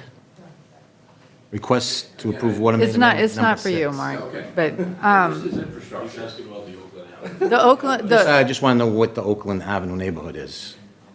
Is that Crane Hill? So we have an earmark from Representative Keating, plus a 20% match from Senator. No, I but understand. that's I'm not the just question. The asking question is the Oakland Avenue Do neighborhood. the Oakland Avenue project. Where is Oakland Avenue? Where is Oakland Avenue? Across from the old J&J. It's off. Top quality auto. And It's off of Route so 6. this is the neighborhood in front of my subdivision, which is Oakland, which is Crane Hill, Oakland, and Russell. So this is where the contamination was over there. No, there's other streets there. I can't remember the names of them, but there are other streets. Well, there was a lot that was contaminated on Oakland Avenue, I understand that. And I know, well, there's like, There's a map I can show you. okay, could you please? All right, so if you can follow up and give them that information, but we're going to pass over that article for now, or that agenda item. Now, we have a request from Maury May, Chair of the Economic Development Task Force, to hold 3 deep winter farmers markets on the So- following Saturdays, February 28, March 28, and April 25. So, Madam Chairman, I have to begin with the comment that I am not the chair. To my left is the gentleman who is the chair. I know he's got a highfalutin job in Boston now. However, he's still active on the Economic Development Task Force, which he founded over 20 years ago. That's why I came down. I thought there was a coup going to throw me out, so I came down to make sure it wasn't happening. You want to tell us about, who's going to tell us about the request? Well, we have summer markets and winter markets, as you know, and a lot of vendors wanted more markets. And so the managers, Ben and Hannah Wallbach, came up with 3 kind of non-seasonal markets on 3 dates at the end of February, March, and April, specifically February 28th, March 28th, and April 25th. And they're going to be in the same place in the gym of the annex. They're going to be on Saturdays. They're going to be 9 to 12 instead of 9 to 1, because in the afternoon, the Recreation Commission had already booked the gym. So we're there from 9 to 12 on these 3 dates. And we've got, 7 farmers already signed up. We got 4 to 5 craft vendors signed up. We're going to have music at the markets. And we've already reserved the gym with Dana Stewart of the Recreation Commission. So we just wanted to get your support for this, and also to give it a little bit of publicity here. I think it's fantastic that this is growing, right, from the regular Saturday. It's growing. We've summer been very farmers market. successful in summer and winter, and now we're expanding things. We had 25 markets last year, and this year with these 3, we're probably looking at 28 markets. Great, thank you. What would be the significance, if I may ask the question, of a deep winter market versus another market? Well, that was the original term that Ben, that is a farmer's term, a farmer's market term, and it really applies to markets in January and February. But we have no January market proposed. There's one February, there's one March, there's one April. And April 25th is springtime. And so we had to get rid of that deep market comment. Well, I'm calling them special markets. Just curious. Does not affect the way Is that I okay? feel about voting though, for this. Any discussion? Okay. What's the pleasure of the board? Banner, right? Oh, you don't need the banner. We've discussed a banner, and we're probably not going to get, banners are expensive. They're over $400 for, just 3 markets, and we didn't think it was economic. Okay. Continue entertainment? Pardon? Yeah. You're going to continue the entertainment at the deep winter market? Entertainment, yes. The what? The entertainment. Yes, the music at the markets will continue. We have very, very good support from the Westport Cultural Council with Helen Ellis funds, and they have given us $3,000 for each of the last couple of years, and this year we'll be asking for more. Madam Chair, I make a motion to approve these deep winter markets. Second. Dates so cited. Any discussion? Yeah, no more. I'd like to say, congratulations. Thank you. I just had, We've been doing these Mother for just- 10 years now, so we just had 2 roast dinners that she had Still frozen having from what fun. you got. So the meat was very good. Came from a Tiverton farm. Thank you. okay. All right, all in favor? Aye. Aye. That's unanimous. Thank you. Now, the part everybody is anxious for. Shauna, Review, yes. I just had one quick question. Yeah. I got a text from somebody, our big viewership out there. Yeah. That we may not have taken a vote on the oyster item, and I wasn't sure. I thought we did we not? We took a motion. I'm not entirely sure the vote was taken. I believe we It was? Okay. Okay. I was Okay, just we confirming we did. that. Do we want to double vote on it? I'm pretty sure we did. I said I made the motion, then discussion started, and I don't think we went back to it. That's, then Manny seconded. yeah. And it was unanimous, right? I just don't know. Anybody want to retake that vote, or we all agree that the oyster vote was unanimous? Unanimous. Okay. Okay. Thank We you. all agree that it was unanimous in favor. Review and approve the FY27 budget and forward to the Finance Committee. So you'll recall we're on a budget calendar. We are, by bylaw, we are required to present a balanced budget to the Finance Committee on February 20th. Chris and I did meet with the chair of the Finance Committee to review the proposal he's going to go over with us today. And then she also agreed to kindly allow us to close the budget on the 23rd at our next meeting in case we had any comments or anything tonight. So Chris is going to go over the updates that he's made to the budget. And if we want to make any additional updates, we can finalize the budget on the 20th. We can finalize it today if you want, but we can also finalize it on the 23rd. So Chris. Thank you so much. So the last time the budget was discussed was at the December 15th meeting. I really want to commend Jim for all of the work he did on the first half of the budget, talking with the departments, getting in the initial departmental requests, and going through the first round of the budgetary review. So over the last month, I have had the opportunity to review the budget as well as track the updated revenue information as we've gotten it ahead of today's meeting. So with that, the budget before you for the FY 2027 operating budget is for $59,371,017. The budget that is before you within your packet includes all the current revenue expenditure information, and it is a balanced budget. Based on best practice, the budget before you does not include any use of one-time funds. So the expenditures are covered by the revenue that we are anticipating coming in for FY 2027. So I guess going over what you see up on the screen right now, you can see that since the last meeting, state aid updates for revenue have come in at 2.3%.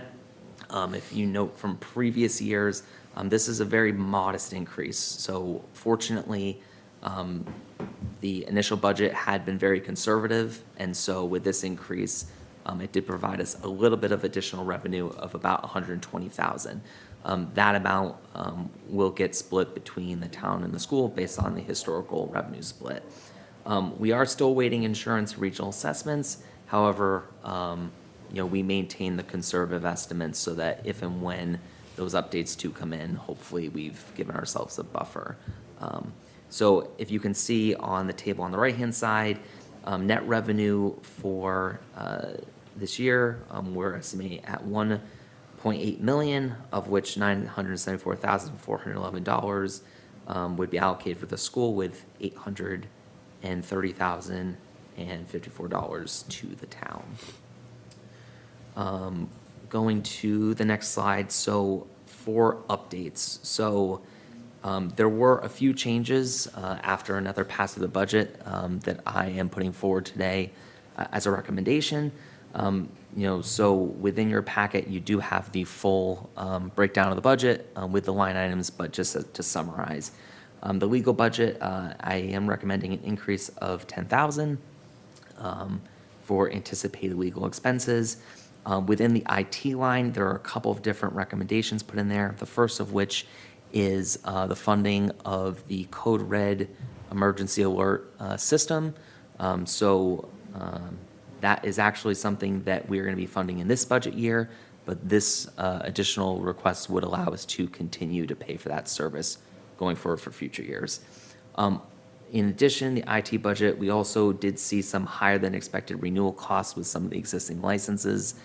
And lastly, there is additional funding that has been allocated to allow the town to implement a budget development and digital budget book online. So, going forward in future fiscal years, the idea would be that we could publish an interactive budget book where we could publish this information online and people could explore it at their leisure. So, so that's it for the IT line. The Board of Health, we did restore a previous request for a part-time clerk position, of $27,000. A very minor increase in the moderator budget under the expense line. In prior years, there was a small amount that was put in that expense account for membership to the Mass Moderators Association. And so this would increase that line item. There's an additional $3,000 for staff appreciation. And there was a couple of just changes to where certain dollar amounts were included within the budget. So one of which was the prior engineer salary was relocated to the select board line item for future discussion and decision by the board. And the regional debt assessments, they were previously shown within the budget under our debt obligations, but based on our recommendations, we've relocated that within the budget, but no dollar amounts there have changed. So moving on to the school budget, on January 7th, the school committee approved a proposed FY27 budget of $24,960,332. Based on the allocation that the town has been using for the FY26 base budget, which excludes the free cash that was issued the prior fiscal year, when we add in the new revenue based on the updated state aid, currently what is balanced on our side is $24,229,354. So as proposed right now, there is a variance of approximately $730,000 between the town and the school. So, this isn't new. This has, I think, been a recurring issue over the last several years where recurring revenue, isn't able to fully cover that gap between, what the school is requesting and what the town has available for revenue sources. So moving on to the next slide, in review of the school budget, there are a couple different scenarios, but the one that I want to put forward to the board to kind of illustrate what we can do, as a next step is, we can move forward with a revenue assumption adjustment, so we could be a little more aggressive when it comes to what we're expecting in terms of revenue for this upcoming fiscal year. By doing that, we could free up an additional $162,000 for the school. As part of the school budget, they are proposing new services, a couple of new positions within their budget. To help close the gap, we could ask them to either reduce or defer those new services for a potential total savings of $135,000. Within their budget, they also discussed, the addition of technology. I know that a lot of schools are moving to the one-to-one Chromebook initiative, for their educational programming and within the classrooms. Currently, they have a line item within their budget of $81,000. One option could be to actually set that aside and have that as a separate warrant article, so that we could support that. But it would assist with the overall budget request that's come in. And lastly, there is still a variance, so similar to prior years, we could do a targeted revenue surplus use in the amount of $352,000. So in the prior fiscal year, the free cash allocation for the budget was $480,000. So this, example, this scenario would reduce that reliance on the operating budget, with the idea that going forward, into the summer, into the next fiscal year, that would allow us some time to have some conversation to, again, just look at anticipated expenses in the future and try and come up with a plan to reduce the reliance on free cash surplus revenue. So in this scenario, I just want to make a note that the increase year over year with these adjustments made would be 3.5% for the schools, which, is definitely more in line with a sustainable increase year over year to their operating budget. So, as I mentioned and was included in my memo, so the budget presented, is a balanced budget. However, similar to prior years, there's a variance there, and I think, my goal, I guess, tonight, the following meetings, and working with the various committees over the next couple of months is to try and, be helpful to the conversation, try and give you options, so that we can present a budget, to town meetings. So, you know, as Shauna said, Finance Committee has expressed a willingness to extend the budget deadline to after our next meeting if there was any changes that the board wanted to make. But I'm prepared to revise these figures and as needed and bring it back to the board. But that's what I prepared. Thank you. So I have a few comments. So Chris and I met with Karen Rouse, the chair of the Finance Committee, on Friday evening, and we went through in great detail. So one of the things that that you talked about with the adjusting the revenue assumption, the prior versions of the budget that we had assumed 80% of local receipts, which is typically, it's a little more conservative than we sometimes do. But what you're proposed, or one of this option, is that the adjustment is to instead use the numbers at 85%. It would be about 85. It would be about 85% of local receipts. So this idea opens up $162,000 for the school department, as he mentioned, but you did not mention the impact for the town budget, because when we were talking about that, we were saying that that would give us the opportunity to add a police officer, I believe. That is correct. So on the school side, it would free up about 162,000. On the town side, it would free up about $138,000.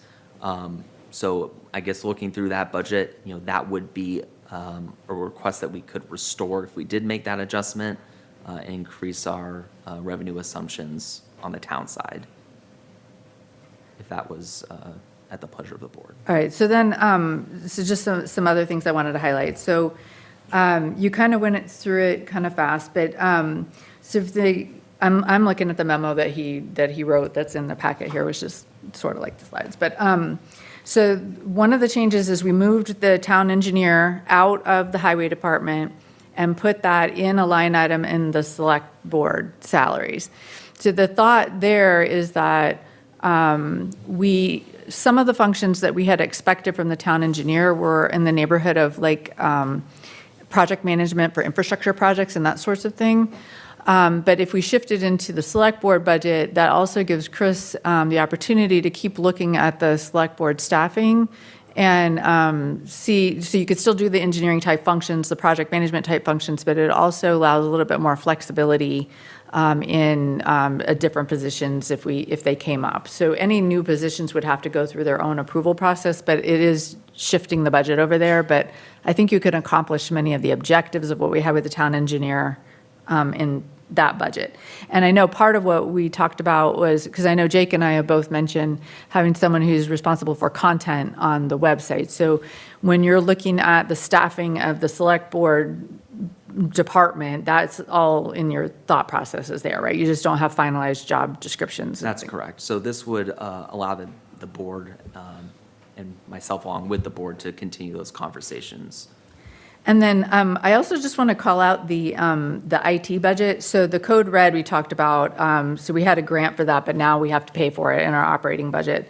But I really like this digital budget book. So maybe this is just because Karen Rouse and I are like super geeks about the budget, but it would allow residents and taxpayers to go in and see the spend. You'd be able to see your current spend. You'd be able to see what the budget was. You'd be able to see what the actuals are. I think it's really very, very good idea to just increase the transparency across the town. There was one more that I was thinking. So the way that you, to kind of go back to the school department variance, so our proposed budget and their proposed budget had a $730,000 variance. So we changed the revenue assumption, so then that closes it. We're proposing moving the technology purchase to a warrant article, so you're using free cash for the technology. Instead of free cash being used to fund the operating budget, using free cash to fund a specific purchase. So that gets it out of the operating budget, which laptops probably should be in the operating budget, but it moves the technology into just a different spot.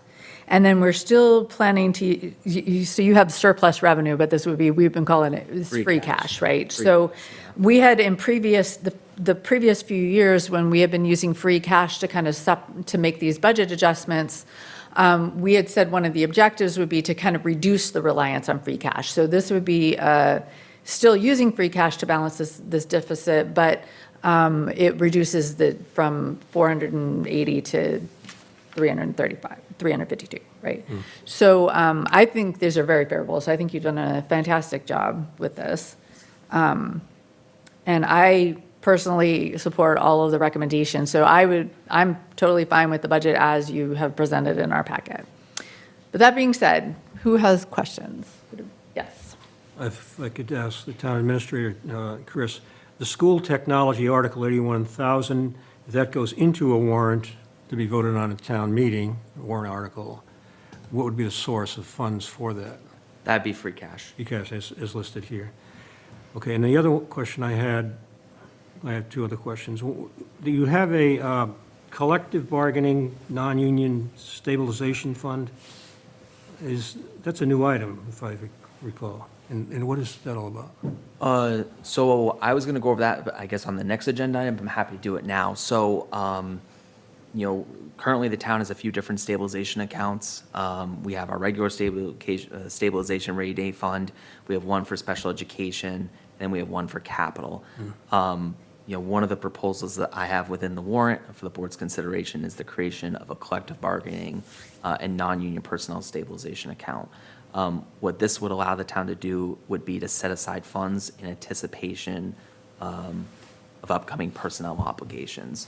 So this would allow it so that if and when there was, a change in a contract agreement, that we'd have funds that we'd be able to tap into so it wouldn't just hit the budget and strain the town any one fiscal year. This also allows us flexibility to implement changes of potential bargaining agreements over multiple fiscal years so that, like I said, it's not, straining us on any one given budget cycle. So, that's something that I'm happy to talk about more on the next agenda item or, I guess, the thought behind that, but where I've seen it implemented, it's been successful in assisting towns when it comes to its personnel obligations. I could follow. I would just wonder, I don't really know much about that item and why. Yeah, your explanation is good, but I was wondering, is there any downside to that? Does that weaken the town's position in negotiations with non-union personnel, or is? No, so I think this is something, again, we can talk about, but long-term, I think similar to how we put money aside for our rainy day fund, for our capital, for special education, I see this in the same light where it's something that would help the town to set aside funding in the future towards this so that, again, it's not, it's not unexpected, if you will. Okay. That's all I have, Madam Chair, for the moment. Anything else on the budget? No, I think Any other changes we want to talk about him incorporating? Chris, I think you did a great job. And I think and I agree with Shauna's sentiments on the kind of the web development. I know you moved that town engineer kind of into the, into our select board, purview so we can make decisions on that. I still lean towards the possibility of bringing, another full-time employee at the highway department. I think I've seen kind of firsthand, jokingly, that it's almost impossible as we have probably the 40th most miles of roads out of 351 cities and towns. That's 168 miles. We have 7 full-time employees and 3 contractors. So people have seen with the storm as best they can to keep up with that. And I think that using that salary as opposed to using it for another administrative sit-behind-a-desk person is probably, and I think that could be split out with, like you said, for the web IT person. You could probably get 2 for 1 out of that, but that's my only thing. And I know we're talking about that at a later date, but everything else in there I don't have any issues with. I think one of the problems we have with the highway department is hiring. I know. Right? So it's not like we have open positions, but then Yeah. we can't fill them, so. Any other comments, any changes you want to see incorporated? So we're going to talk about the warrant articles in a minute, but so it sounds like we're good with, so I'm not hearing any changes that we need to make. So I can, I guess, if the board is in support of this scenario, I can bring it back for your approval at the next meeting, or if you want to approve those adjustments tonight, and then I can, send along the correspondence to the Finance Committee. So why don't you go ahead and put together just like a clean version incorporating these recommendations? We're going to talk about the warrant articles in a minute. Yep. And then we can, I'll certainly send that to the FinCom, but let's finalize it on the 23rd. Sure. If that's, Will do. okay. All right, thank you. That was faster than I thought it was going to be. All right. So the town meeting warrant articles. Yes, thank you. Let me just pull that up for you. So within your packet, you do have the first draft of the 2026 annual town meeting warrant.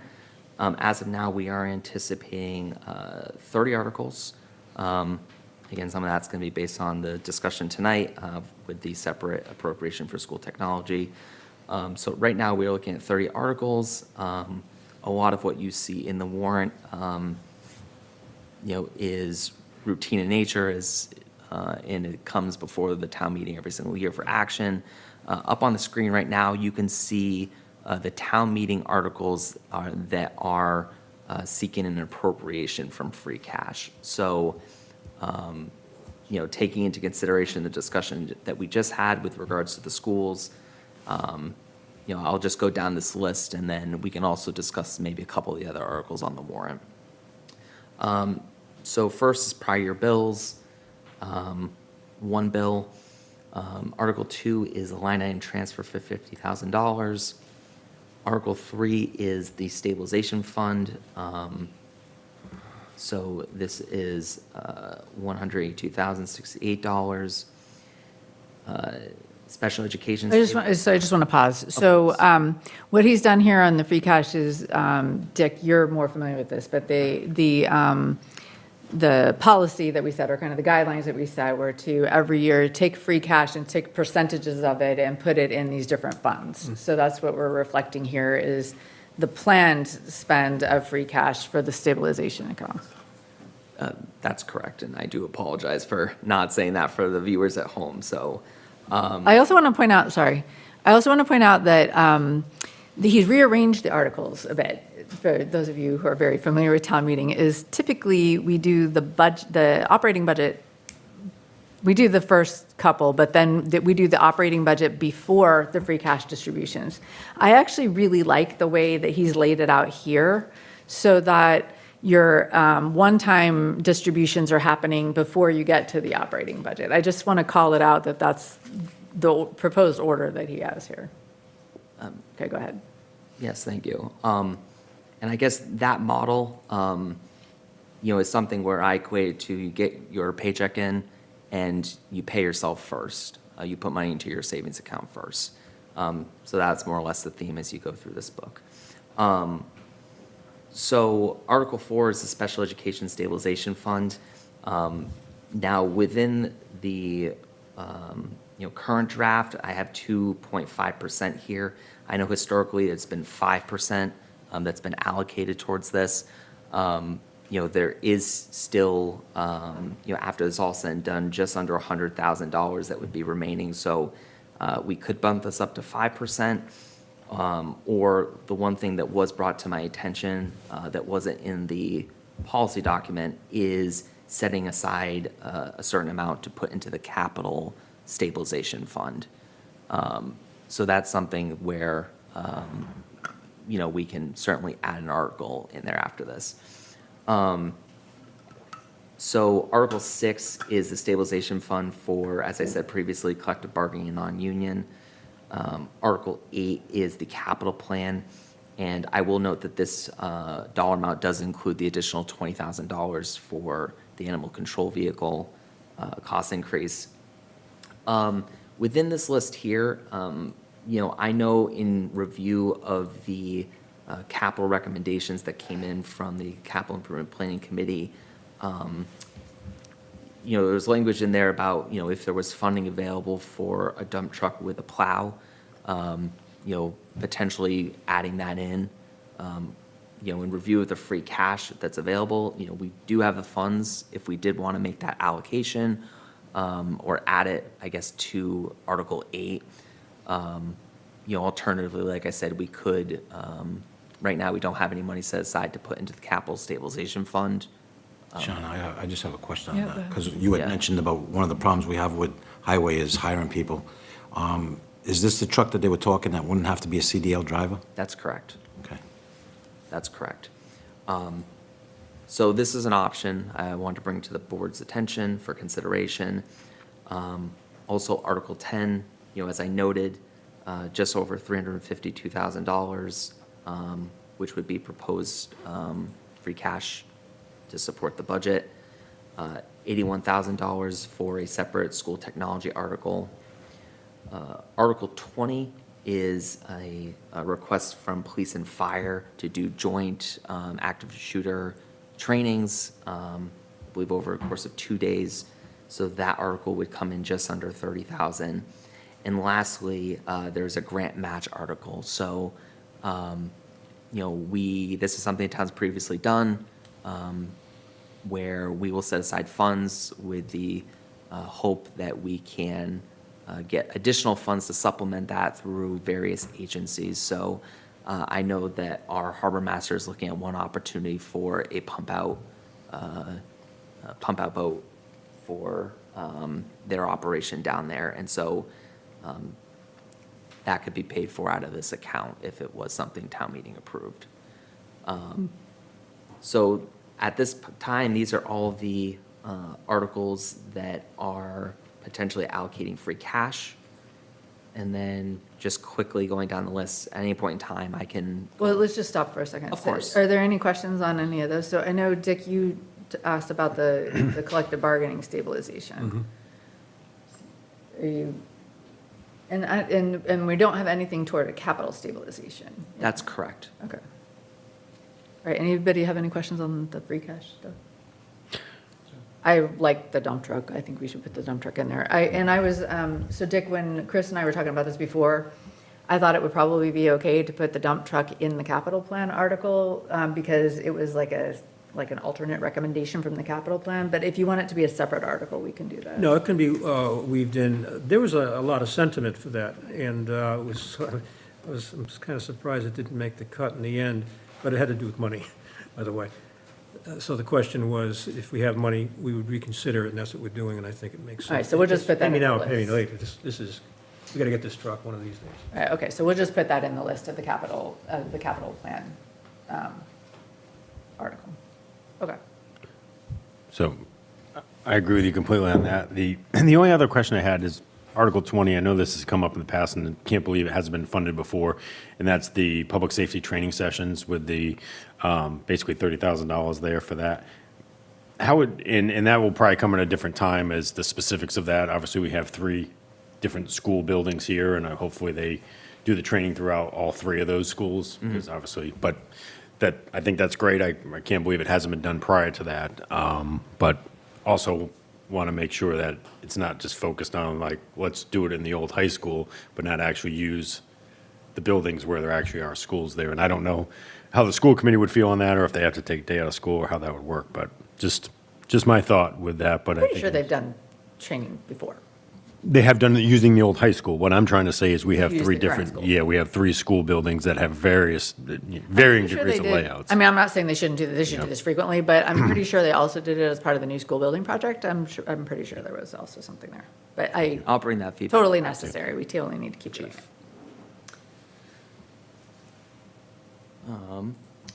Okay, now back to the non-money art. Of course. So like I said, 30 articles in total. I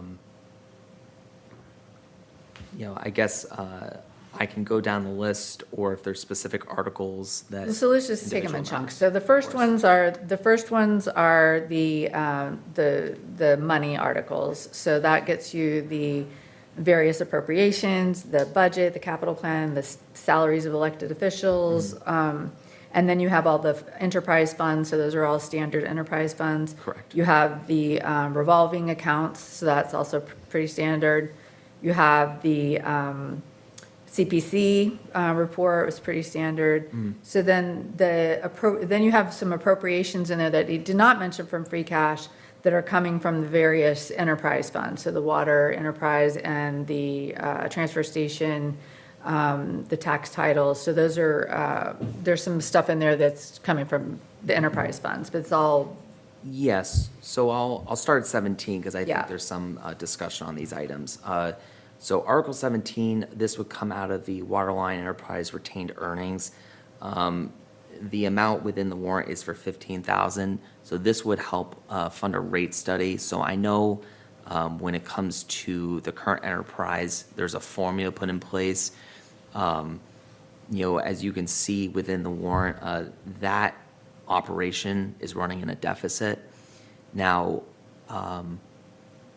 what I'd like to do to be able to more or less wrap my head around it and be able to make sure that we put that on a sustainable path is to do a rate study that encompasses obviously what we're paying for water, but also what's the true cost of the town to run that operation. Because what happens is if we don't have retained earnings to tap into, that hits the town's operating budget, and ultimately, we'd have to supplement that with, free cash or available funds if there is a deficit within that account. So, I think, going forward, I think it's going to be very important to study that rate, and there may be a rate suggestion at an upcoming meeting for this upcoming fiscal year. But again, I think having some independent data to really help guide us in the next phase of this would be critical. So that's the 15,000. Article 19, this was put forward by our treasurers. So when we have properties that go into foreclosure, there is a new law that says that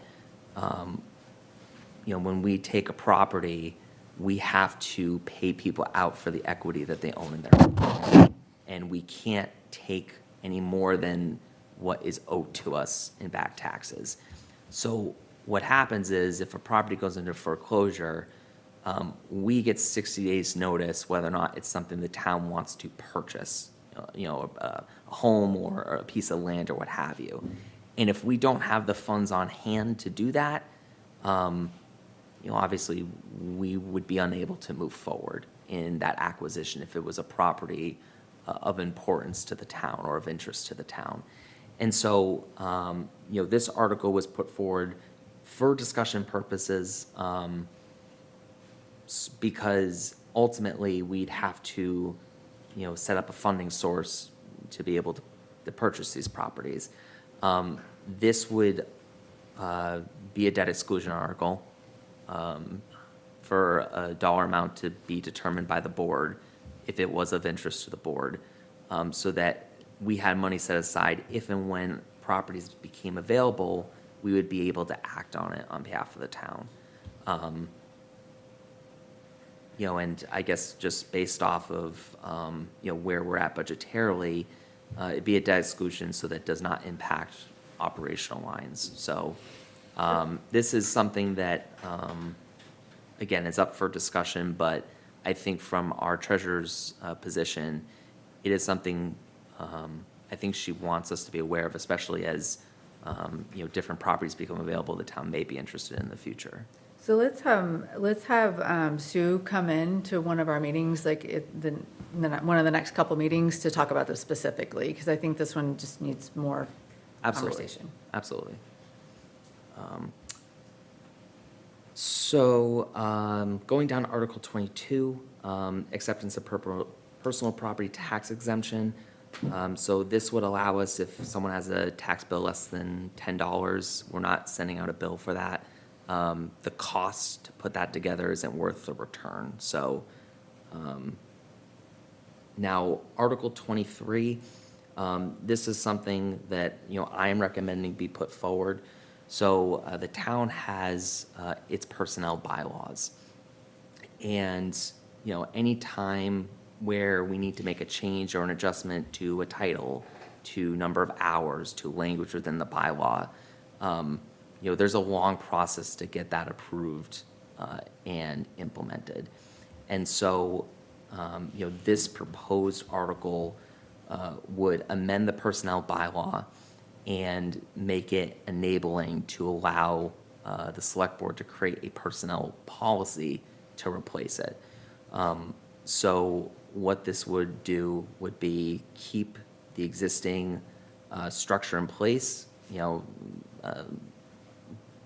benefits out, procedures, policies outlined within the bylaw, but change it so it's a policy, which would make it easier in the future for us to make necessary changes and not be tied to the annual town meeting calendar. So I think some of this, at least from my seat, came up with our discussion about, potentially reallocating the funds for the town engineer position to another position of importance to the town or of need to the town. And, one of the things that, I'll say that I've struggled with is, trying to really put forward a recommendation in the best interest of the town within the, current compressed timeframe of when I came in to obviously, when this information had to come to you. And so, I think in this particular instance, as well as really any others in the future, it really provides myself and the board time to deliberate it and, implement or recommend a change on its schedule. By no means would this take the ultimate decision away from town meeting, as, they're approving the allocations within the operating budget. But for the day-to-day, personnel matters, it would provide us a lot more flexibility. So This is another one I think we should have on an agenda topic. Sure. And invite the personnel board to join us and have that conversation, because I think this one just needs a little bit more conversation too. Of course, of course. Article 24, a designation of a tree warden. So within our current bylaws, our current policies, we actually don't have anything on there that officially designates our highway surveyor as the town's tree warden. He's been acting as the town's tree warden for as long as I think anyone can find on record. But we actually, should and need to put that somewhere so that there's some authority behind that. So this article is more or less housekeeping to a current practice that is already being done by the town. Article 25, again, this is something that I think some additional discussion is needed. This is amending the general bylaws with regards to parking fines at some of the landing sites. I do have a meeting with members of the group and our public safety team to discuss this. Let's definitely put this one on the agenda too. Yeah, so this one will be on a future agenda as well for discussion. Madam Chair, just a quick Yep. question. And Chris, I think that's good. I've made that a point over the years that when the parking is less than what the out-of-state parking to go to Horseneck Beach is, Yes. that the 20 to 50 is good. I just get more clarification on that as to whether it's, the overflow boat parking lot. I know there's an Yep. MOU with the state on that. And then also, I think the biggest thing that people complain about here in town is the ability to access beach parking. Would this also be allowed to be implemented, a $50 charge as opposed to the 20? Not just the town landings, but Right. would the police be able to use this to enforce parking at boat ramps and at Cherry and Webb Beach and others? So I think it's great. It's great that we're getting into the, 21st century where we're not charging $20. At least it's going to 50, where it's going to hurt a little bit more than a lousy $20. Yeah, and, I will know as we go forward too, we will have council review this just to make sure that the language is what it needs to be from an enforcement standpoint. Once we get that request and have those stakeholder discussions, so. Thank you. Articles 26 and 27, these are placeholders pending additional discussion with regards to the establishment of a scenic roads bylaw and various zoning bylaw amendments. So I believe their hearing is this week, and for the next draft, we'll have that updated language as well. That one's getting a lot of attention. Madam Chair, can I ask Yeah. a question on that? And I think Bylaw one is getting a lot of attention. that scenic bylaw does, I think we maybe need to have a discussion of that one, because I think it's a catch-22 right? In my opinion, for the highway department or for others, maintenance, okay, well, you didn't mow the lawn, you didn't mow the side of the roadway. Well, I can't because there's a scenic road. Or you didn't, or you did it and then you blame the scenic road because you got the approval. So I think it's just, So let's on those, I think there needs to on be- those two, let's, because they're holding here, there are other hearings being held and forums for that, but sometime between now and town meeting, let's have them come in and talk about, at whatever, I don't know how many hearings they have or when they are, but let's have them come in specifically as a topic for this group, Sure, for the zoning and the scenic bylaw. absolutely. We'll make a note of that for a future agenda. So Article 28, I have this as a placeholder. I have seen information out there that there may be a proposed warrant article on this. So I guess just to keep a place on the warrant, I included in there. I've not had any Do we have discussions on. the date that we need to close the warrant? Let me pull that up right now. Yes. I think it's like the 3rd, is it the 3rd of March? I believe so. My apologies. It's a pop quiz. You know all this off the top of your head. What I'm thinking, I haven't seen a proposed article yet, and I know there was a meeting just immediately prior to this one. That sounded like there were some new proposals that no one's even heard of yet on the table. There's a public meeting scheduled for this week. Wednesday, I think, the 11th. Wednesday, yeah, so Wednesday this week, I think there's a public meeting scheduled to talk about that. But, so let's leave the placeholder, but I think they need to know, the date we're closing the warrant. If they don't have a final, or, we might not be able to put it in here if we don't have recommendation. So the closing of the warrant is February 24th, so. February 24th. So at our next meeting, we'll have to Close the warrant. close the warrant. But, so we would close the warrant on the next meeting, but you'd still have a chance to like reword things, right? So that would be, then That's go, correct. so you're not finalizing the warrant. Yes, so we would vote to approve the warrant prior to March 23rd. So Okay. we'll still have some time, and we would send that to council and make sure the language is appropriate between when we close it to, when the board takes its final vote. Okay. And Madam Chair, my concern is that's kind of up in the air tonight because we just approved $2,700 to do a further study of the high school. So Well, I mean, we were looking at a code compliance for right now, right? Is very different than what do you do with the property long-term? But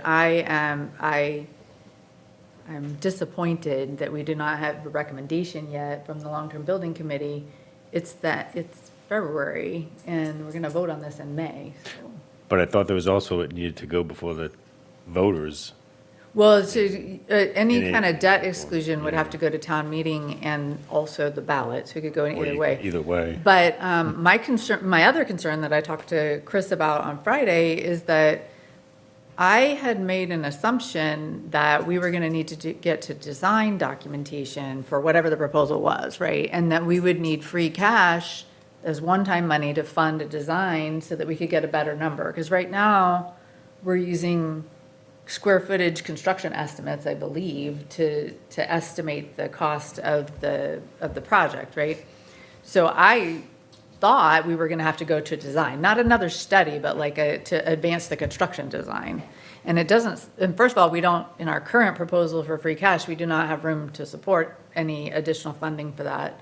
So I'm just concerned about the next step, 'cause are we going for a $72 million debt exclusion with no, I know there were some other options Yeah. presented this evening in the Yeah. long-term building committee, including a $25 million option as well, and then scaled up from there, but. But to your point, though, if, let's just say there was a $25 million project, it passed at town meeting, then we'd have to have a special election. Or they could try to get it on the ballot, right, for April, and then do it. I don't, when do we have to close the April ballot? I believe March 3rd, I think. Okay, is so when we basically submit, we're- yeah. The next meeting, we'd have to know, because we have to close the ballot on, yeah. I would think it would be a disastrous decision to, in March, put a debt exclusion article on the April ballot. that hasn't Agree had any completely, because there'd be chance no for- message, you can't message it in 1 month. There's one no way you has could nothing. even communicate it to the public in that amount of time. not doable. It's not, possibly you could go to town meeting for that, but I don't think you got April ballot. I would never support that, not now. All right, and then we have a citizen petition. That's correct. So this is actually, I believe, on the next agenda for the board's review to accept Stacy Lane. So we've received comments from departments, but this would, be the next step after that hearing later this month. All right, so the intent is to close the warrant on their next meeting. So if there's any petitions or anything, we've got to get them in before the next meeting, right? All right, do you guys, any other comments on the warrant? I have a question. Yep. The Capital Stabilization Fund, is that not included here as an article? Yes, so I went back through and I guess I look at the financial policy with regards to free cash usage. And I apologize, that was an oversight on me. It actually didn't list the capital stabilization as part of that funding plan. So there is still, let me just pull up that number in front of me. Yeah, after these different funding articles, there's still just under 100,000 left if we did want to set aside some, or if we wanted to reduce, allocation to other stabilization articles to add a warrant article for that, but. Can you talk about where you got the number for the collective bargaining agreement? Because you've got 216,000 in there now for that. Yes, so it's based off of percentage of our total salaries that we pay employees. And so it's a percentage. It's a percentage of the total amount. But, typically we like to set aside between 1% and 3% of what we have in payroll out any given year. So you could reduce that or one of the other stabilizations and put it in capital instead. Yeah, the Capital Improvement Planning Committee and the treasurer feel that's a very important thing to do every year. However, the amount depends on how much money we have and what everything else is. It's, in its absence, it's a little bit concerning because you want to keep that going. There are obvious benefits that the treasurer has outlined in terms of interest savings in doing that. It's almost like funding OPEB. If you can, the more you can do, the better it is. So I would like us to consider that some more, but I understand the reality, and but to answer your question, I'm not sure what the answer is. We could probably do something somewhere along the way here. I think we could, since we haven't previously had the collective bargaining one, we could reduce that and add the 100. It's still not a lot, but. Well, we're coming up with the new idea about this, the collective bargaining one, as articulated and for good reason. But I wouldn't want to see that come in and then the capital fund not be funded at all at any amount. So I think this may be an interplay there. Yeah, I'm happy to look at these again Yeah. and come back to the board at the next meeting with maybe an adjustment to those dollar amounts and add the capital stabilization in. Yeah, and Sue Brayton is well conversant with this matter, and you might even be better off by talking to her and getting her view on this. Yeah, I certainly. think she usually gives us a good balanced answer on these matters. Thank you. Good catch. Well, that's what It's you your pay me for, committee. right? All right, anything else on the warrant? No, that's it this time. So like I said, this is the first draft. There will be many more, but I will take some of the discussion this evening, and make some adjustments to the warrant, and we'll go from there. Okay, thank you. So the next item on the agenda is town administrator report. Yes, thank you. Few updates, because it's been a while since our last meeting. Two of the big things are obviously the budget preparation and the first draft of the town meeting warrant, which have been worked on over the last several weeks. Held my second department head meeting, as well as have been having one-on-one meetings with staff on a monthly basis. So it allows us to dive a little bit deeper into more of their operational needs and concerns. So also, I just really want to give my hats off to our highway department, public safety personnel, and all the essential responders for the winter storm response on the 26th. There was a lot of activity at that point in time, and I just commend them for their good work.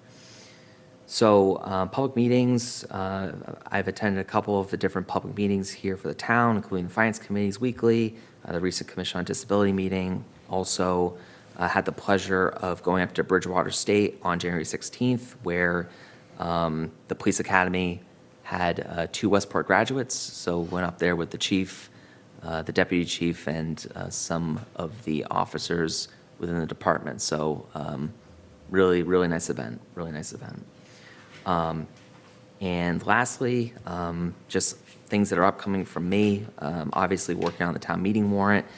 As I said earlier in the meeting, we are also moving forward with the implementation of the Code Red emergency alert system.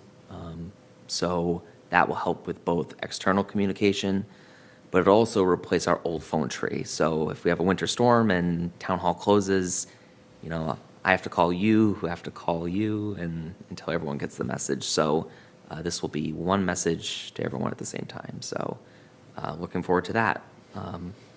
That's it for me. All right, thank you. Anything for Chris? Okay, minutes of January 5th. Motion to approve the, oh, wait, I wasn't there. I can't. Motion to approve the minutes for January 5th. Second. Any discussion? All in favor? Aye. Aye, that's unanimous. Report on the bill warrant? Well, busy. There are 3 of these, which must mean that we haven't had a meeting in a few weeks. So we have one, they're all routine, they're all okay. First was January 7th, can you believe that? That was a couple of $1 million. They're all about $2 million, they're all in order, and we're all up to date. So there are 3, they don't have to be voted on, they simply are, for the record. All right, thank you. Then we have liaison committee reports and suggestions for future agenda items. So Craig? Yes, the Affordable Housing Trust met last week. We are going to be doing another RFP for land. And we're still looking in the 8 to 30 unit type of construction. That's pretty much what we've been doing. But we will be, to those of you who have any interest in real estate and stuff like that, we'll give you that RFP so you can might circulate it to property owners that might be interested in some construction going on there. And I did not make the long-term building committee because I was in traffic coming back from Boston, so I missed that one this afternoon. All right, thank you. Dick? Speaking of the long-term building committee, I did make part of it, thanks to Carla here helping me out. It was supposed to be a hybrid, and it became just a remote meeting, and I was here. But I did make it back. I saw Mr. Gendro opining, and it was a good discussion. I couldn't stay for the end of it because I had to come back here.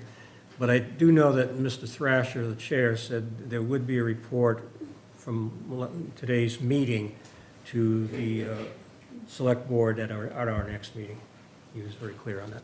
So the issues that we discussed with RGB, it would be modifying the report to include some housing considerations. Were part of that discussion? Good. Yeah, it was discussed, actually at length. Okay. All right, anything else? That's it. So I attended Offshore Wind, but I will defer to Jake to talk about that. We had a bike walking path committee. Not a lot going on right there, except they're trying to put a map together of all the bike rack locations in Westport and where bike racks might be useful but not there. So like I think it was the Point, down at the Point. There's not a bike rack there? I don't know. No, Anyway, they're looking at where the bike racks are. And then there's a lot of meetings coming up this week. So we have the the Long-Term Building Use Committee on, or Wednesday, and then Climate Resilience Committee is on Thursday. So I think there was also, since we last met, a school building committee meeting. So they're trying to wrap up that project. And we haven't gotten the final reimbursement from MSBA yet, because we're trying to get to the final closeout so that we can get the final reimbursement and just put a bow on that project, but not quite yet. They did, I know one of the repairs that people really wanted was improvements to the auditorium, and that was done. So they've gotten some additional sound, I don't know what they're called, but the big panels that they have for the acoustics, and then they put in a new speaker system. So the next time you attend a meeting, maybe the town meeting in May, the auditorium should be much better sound quality than it was. So our old auditorium as opposed to our current auditorium. So where? No, I didn't catch that, Craig. The old auditorium Yeah, at the old high school yeah. versus the new auditorium at the my middle high school. Yeah. Well, the old one had better sound than the new one, but now the new one has been fixed. Okay. Yeah. So that's all I had. Manny, I don't have anything. Jake?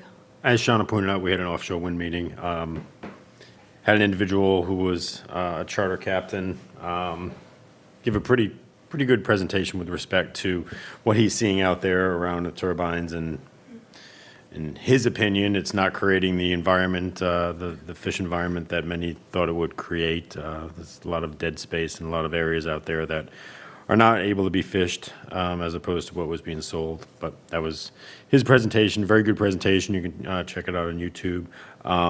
The only other thing I wanted to make mention, and if we could maybe try to get it on the agenda for March 9th, is Westport YAA with the pickleball courts and the baseball fields over there. I think they want to just have an ability to come before us, give kind of an update as to what's going on there. Me personally, I hadn't been to the facility. I went out there. I think it's an amazing facility, and I hope that with this group that's raising money for the tennis courts and the pickleball courts, it'll become kind of a location for everybody. And I think we need to, as a town, figure out if there's a way we could budget maybe some ongoing maintenance. There's almost a mile long walking track there. So I think it provides a great opportunity for all Westport residents. Right now, it's technically closed off because there is really only baseball fields back there now. But I think once all the community is involved, I think it'll be a great place for people to use. So I want to give them the opportunity to talk about their project, where they are, and kind of that fundraising. I know they have a matching donor on that, and just kind of give a highlight of what's going on there. No, that's fine. Can you just, on the offshore wind committee, one of the things I thought was very interesting was the update on the projects that are out there, because some of them have been paused. Yes, so a lot of them have been going through litigation. I know in the November, December timeframe, the administration basically said there was a security threat, and 5 of them were actually paused. Many of those were already in construction phases. Each one of them, including the one that we were waiting on, I think for, it was like a week after there was going to be a court date, all 5 of them have been allowed to resume. The one specifically that our committee was set up for to address with respect to possibly landing in Westport is so not very far along in the permitting process, and probably will not get approval under this administration. But again, the projects that people are seeing and what they're seeing from the coastline, the majority of those will be continuing to go forward. I know they've already been bringing out turbines and everything else from New Bedford and other areas to complete those projects. In many of those projects, much to the dismay of people in Massachusetts, that power is going to other states. A lot of the ones we see offshore don't even come into Massachusetts. They're being South Fork and in New York and others. But the majority of those will continue to go up here for the foreseeable future. So most people don't see them in the summertime because of the humidity and the fog, but come the cold, dry air in the winter, everyone sees the amount that have been put up out there. So that's where we are with respect to that. All right, thank you. Yeah, no, I just, the point that he made up on the Santos Farm and the fundraising, I did see that in the paper. I just like you to look into that a little bit further, because we have we have a subdivision road that was never built for that, and we've been using that. So Power Engineering designed it. When I looked at some of the plans, they've done fundraising, and they've leased the property to the organization that's running the youth, which they're doing a great job. I'm just concerned with the use and the intersection and the roadway that was supposed to be there, that I think was the town's responsibility. But there was a subdivision that was designed by Power Engineering through the planning board, and there's a plan out there, and I mean, I'll try to follow up tomorrow and see if I can find the plan downstairs.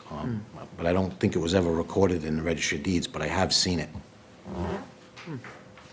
Okay, thank you. All right, anything else?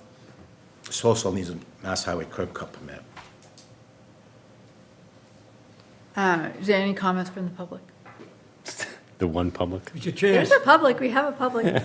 Okay, he stuck it out all the way to the end, you gotta give him credit. All right, so our next meeting is in 2 weeks from today, the 23rd. We'll finalize the budget and we will close the warrant, among other things. Sean, I expect a birthday gift on February 23rd. That would be my birthday. Your birthday? And I will be here. I will be here. We got these Just- little chocolates here. Just for the record. A cupcake, something, Shauna? Let's go. I don't know.